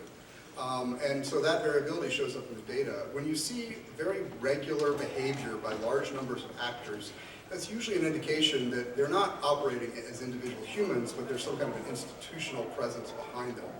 So if you look and you see that everyone is very unusually saying almost the same thing at the same time over an extended period of time, or they're responding in what appear to be very coordinated ways, that is extremely visible. Stands out like a sore thumb to advanced analytic engines, and so we see that activity all the time. We're not talking about Facebook. No, well, you know, that's the funny thing, right? Is, you know, I think people still don't understand quite the degree to which a lot of Twitter activity is the output of robots and hired consultants and other, you know, it's a lot of things other than individual human beings. And the idea has always been, well, Facebook is the thing that's immune to that because you have to register with a real name, et cetera. But there's quite a bit of this stuff going on Facebook, too. I wanted to address that just with two comments. Number one, I know there's a lot of great analytics happening, but unfortunately, a lot of analytics are limited to the expertise of people like John and many others in academia like us to be able to actually make sense, to understand, to be able to talk about it, and so on. I think the challenge is actually making it accessible, usable by the communities where it matters. So part of what I tried to show in the very beginning of my talk was having another third space where we can bring analysts, researchers, activists to talk about this together and look at the issues in it and then to act on it. It's not simply to analyze, but you have to be able to act on that data, to hold the city accountable to its norms, to be able to actually make sense of what's really happening. That's number one. I think it's very important that we go beyond analytics to actually a participatory action framework for doing this kind of work. The second thing I have to say that there's a lot that's hidden in analytics we will never be able to make sense of just by data analysis. You really have to go on the ground, like some of us do. We work in Moscow, work in Gaza. We actually have to be on the ground with people because there's a lot that we have to learn through ethnography rather than purely through analysis. We just can't learn that. So in Gaza, the issues are so complex. Why a 21-year-old girl will blog about certain things a certain way, what are her issues? I think we have to put a human face back behind these issues rather than aggregating them into this mass phenomena. So I really urge you to go beyond analytics, to use analytics for what it's worth, but then go beyond it to understand deeper social issues that we're confronting. Okay, so, we good? All right, I am wondering if all of you can address what you know, either from research or personal experience, about the tipping point needed for social media to create larger change networks.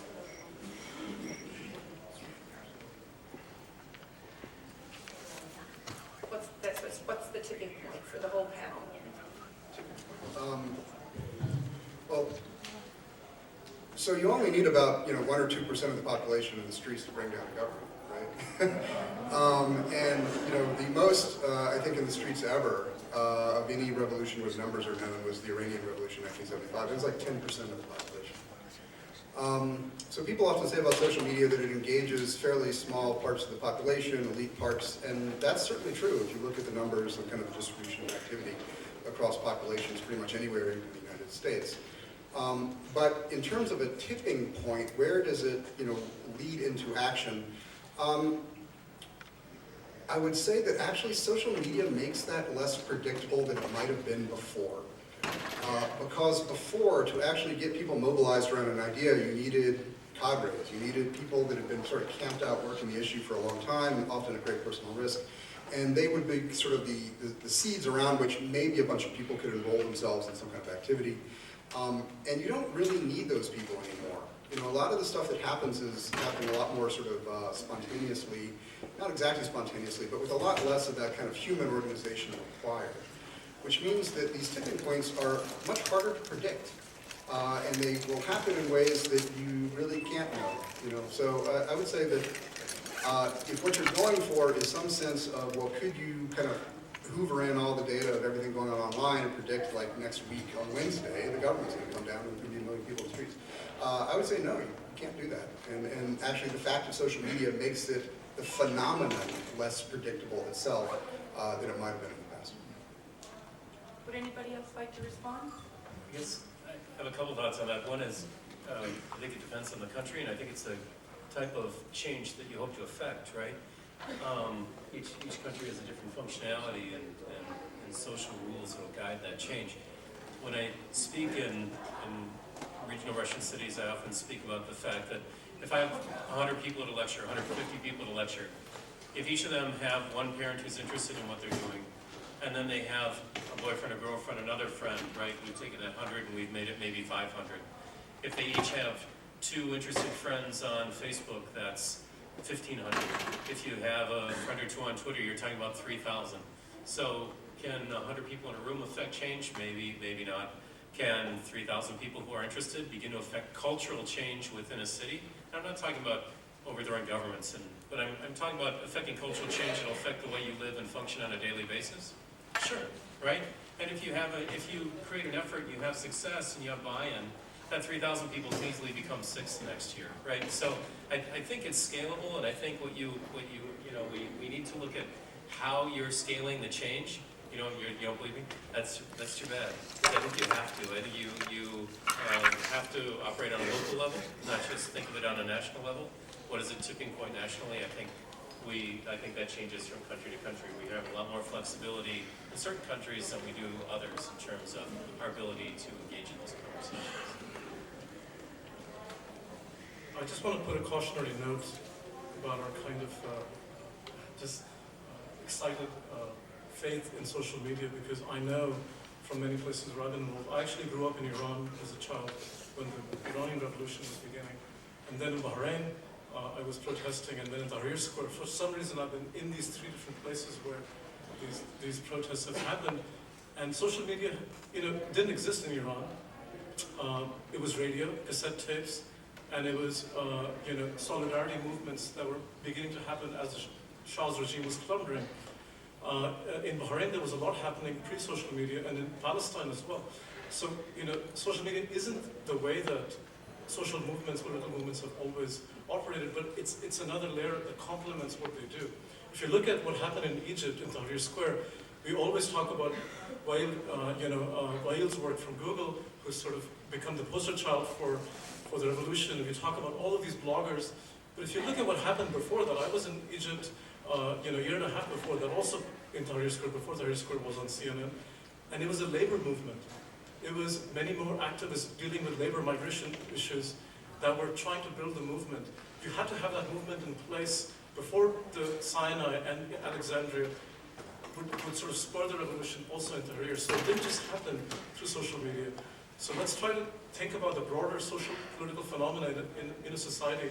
And social media links to that, but isn't always the centerpiece of that. And I think if you look deeper in all of the revolutions we're examining, you'll see that across all of them.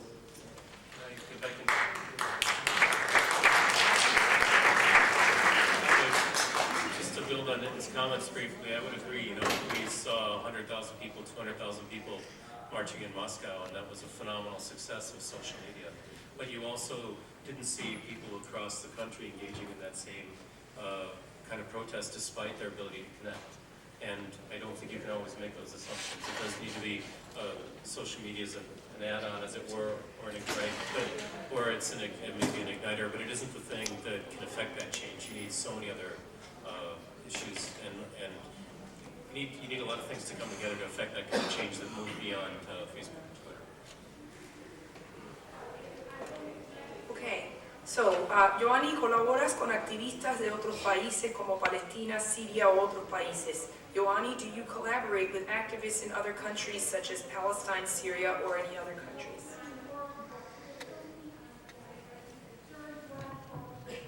He tenido contacto y colaboración con activistas, por ejemplo, de Irán, también de la zona norte de México, personas, bloggers y periodistas ciudadanos que bueno, hemos intercambiado opiniones, hemos intercambiado recursos, experiencias, y ahora mismo también estoy participando en la creación de una red de bloggers, mujeres, en zonas de conflicto, en zonas de peligro.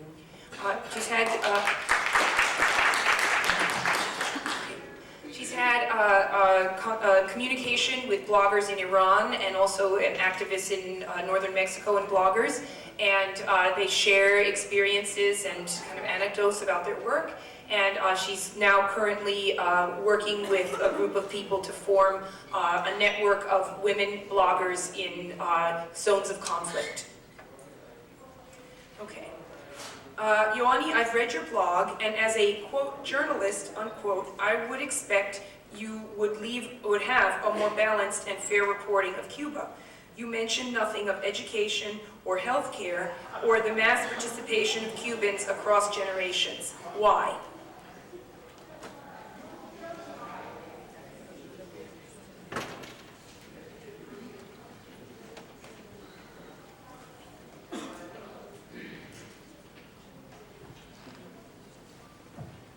Después de vivir 37 años de mi vida en un país donde el periodismo oficial solo habla de las luces y las cosas positivas, creo que tengo el deber periodístico de hablar de todo aquello que la prensa oficial silencia.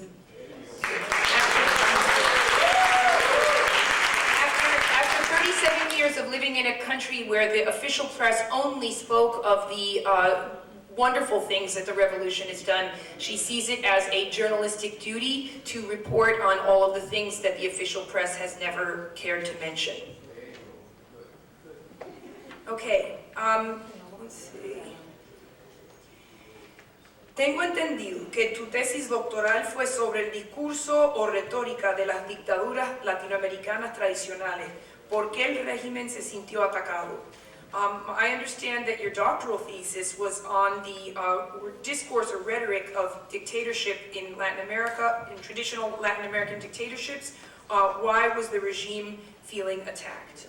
No creo que en ese momento el régimen se haya sentido atacado. Fue una serie de incomprensiones más bien de corte académico por lo delicado del tema. O sea, no tuve que enfrentarme en ese caso a la policía política, sino a los académicos cobardes, ¿no?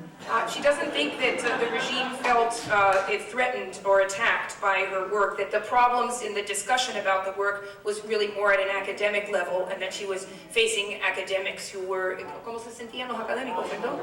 Oh, that they were cowardly.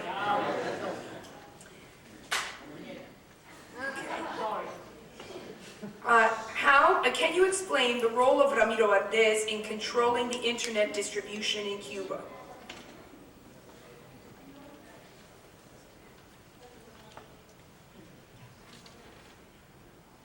Más que información sobre el papel que juega Ramiro Valdés en el tema de o sea, en la ciberguerra ideológica del gobierno cubano en Internet, más que información lo que hay es realmente mucha especulación. Es una figura que se ha acostumbrado a moverse en las sombras también, tras el telón, y algunos le adjudican a él precisamente fomentar y dirigir todo este aparato propagandístico y de enfrentamiento político en el ciberespacio. Pruebas no tengo ninguna, pero parece ser que pasó de fusilar en vida a fusilar en la web, ¿no?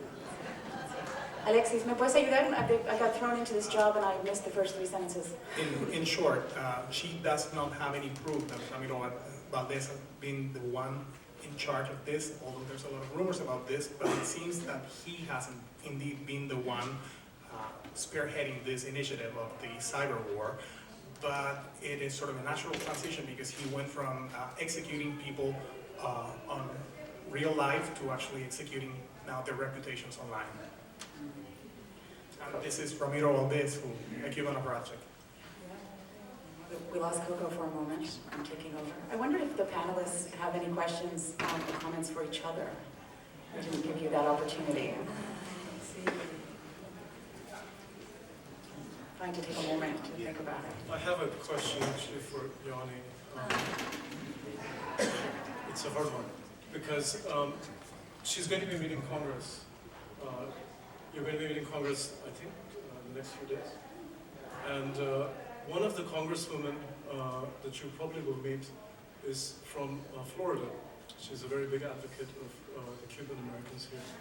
And she's also for the blockade of the territory, which is, it's sort of a contentious issue. But in addition to that, her name is Elena, I believe.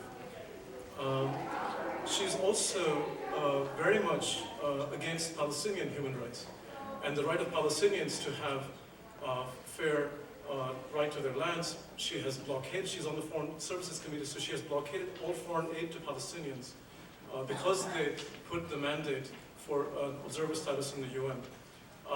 This is a really, really crucial issue because of her power and position on that committee. Palestinians cannot receive aid right now, and they have to negotiate everything through her, not through Obama, not through Hillary Clinton. So that is a position of power that I think sometimes can get abused. And I wonder if you believe in the rights of other countries to have freedom, and would you also press her to consider her position on the Palestinian cause?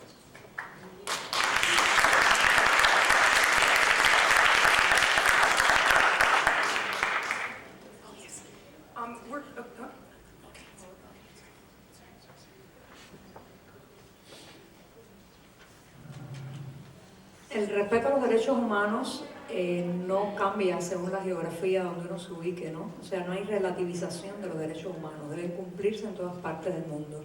Con respecto a la congresista, en el caso particular de Cuba, y aunque tenemos posiciones muy diferentes en torno al embargo, nos une al menos el punto del deseo de la democracia en Cuba. Así que la respeto en ese sentido.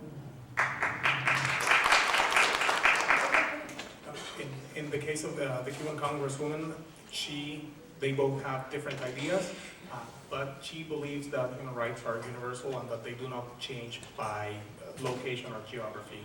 So, and they haven't countered ideas, but They human agree on rights are some things universal. and differ on others. Yeah, you're talking about Ileana Ross. Yeah, okay. So does anybody else on the panel have questions for each other? Do you have questions for us? No, Okay, so let's see. Okay, ¿crees que existe la posibilidad de una Cuba democrática en 5 años? Do you think that there is a possibility of a democratic Cuba in 5 years? Habrá que resucitar a Nostradamus para eso. ¿Cómo que Habrá que resucitar a Nostradamus para que nos digan. Yo tengo esperanzas. Yes, Okay, ¿qué papel crees que deben tener los cubanos en la diáspora durante este periodo de cambio en Cuba? What do you think should be the role of the Cuban diaspora during this period of change in Cuba? Pienso que el exilio cubano va a jugar un papel muy importante, ya lo está jugando, en ayudar a empoderar informativa, material y tecnológicamente a los cubanos.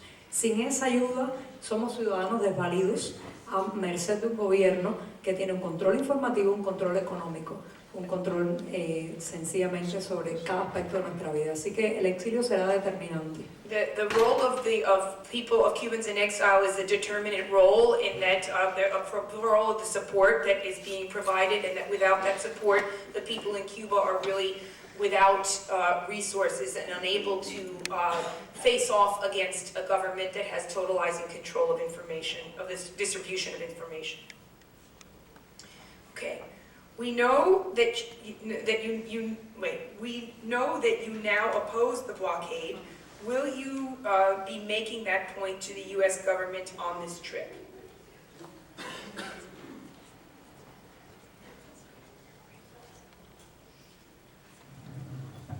No voy a pedir nada en el Congreso. No voy a pedirles ningún cambio de política. Lo que voy a narrarle la Cuba real. Si de esa narración ocurre un cambio de política, bienvenido sea. Pero no es mi papel ir allí a demandar, exigir, ni pedir nada.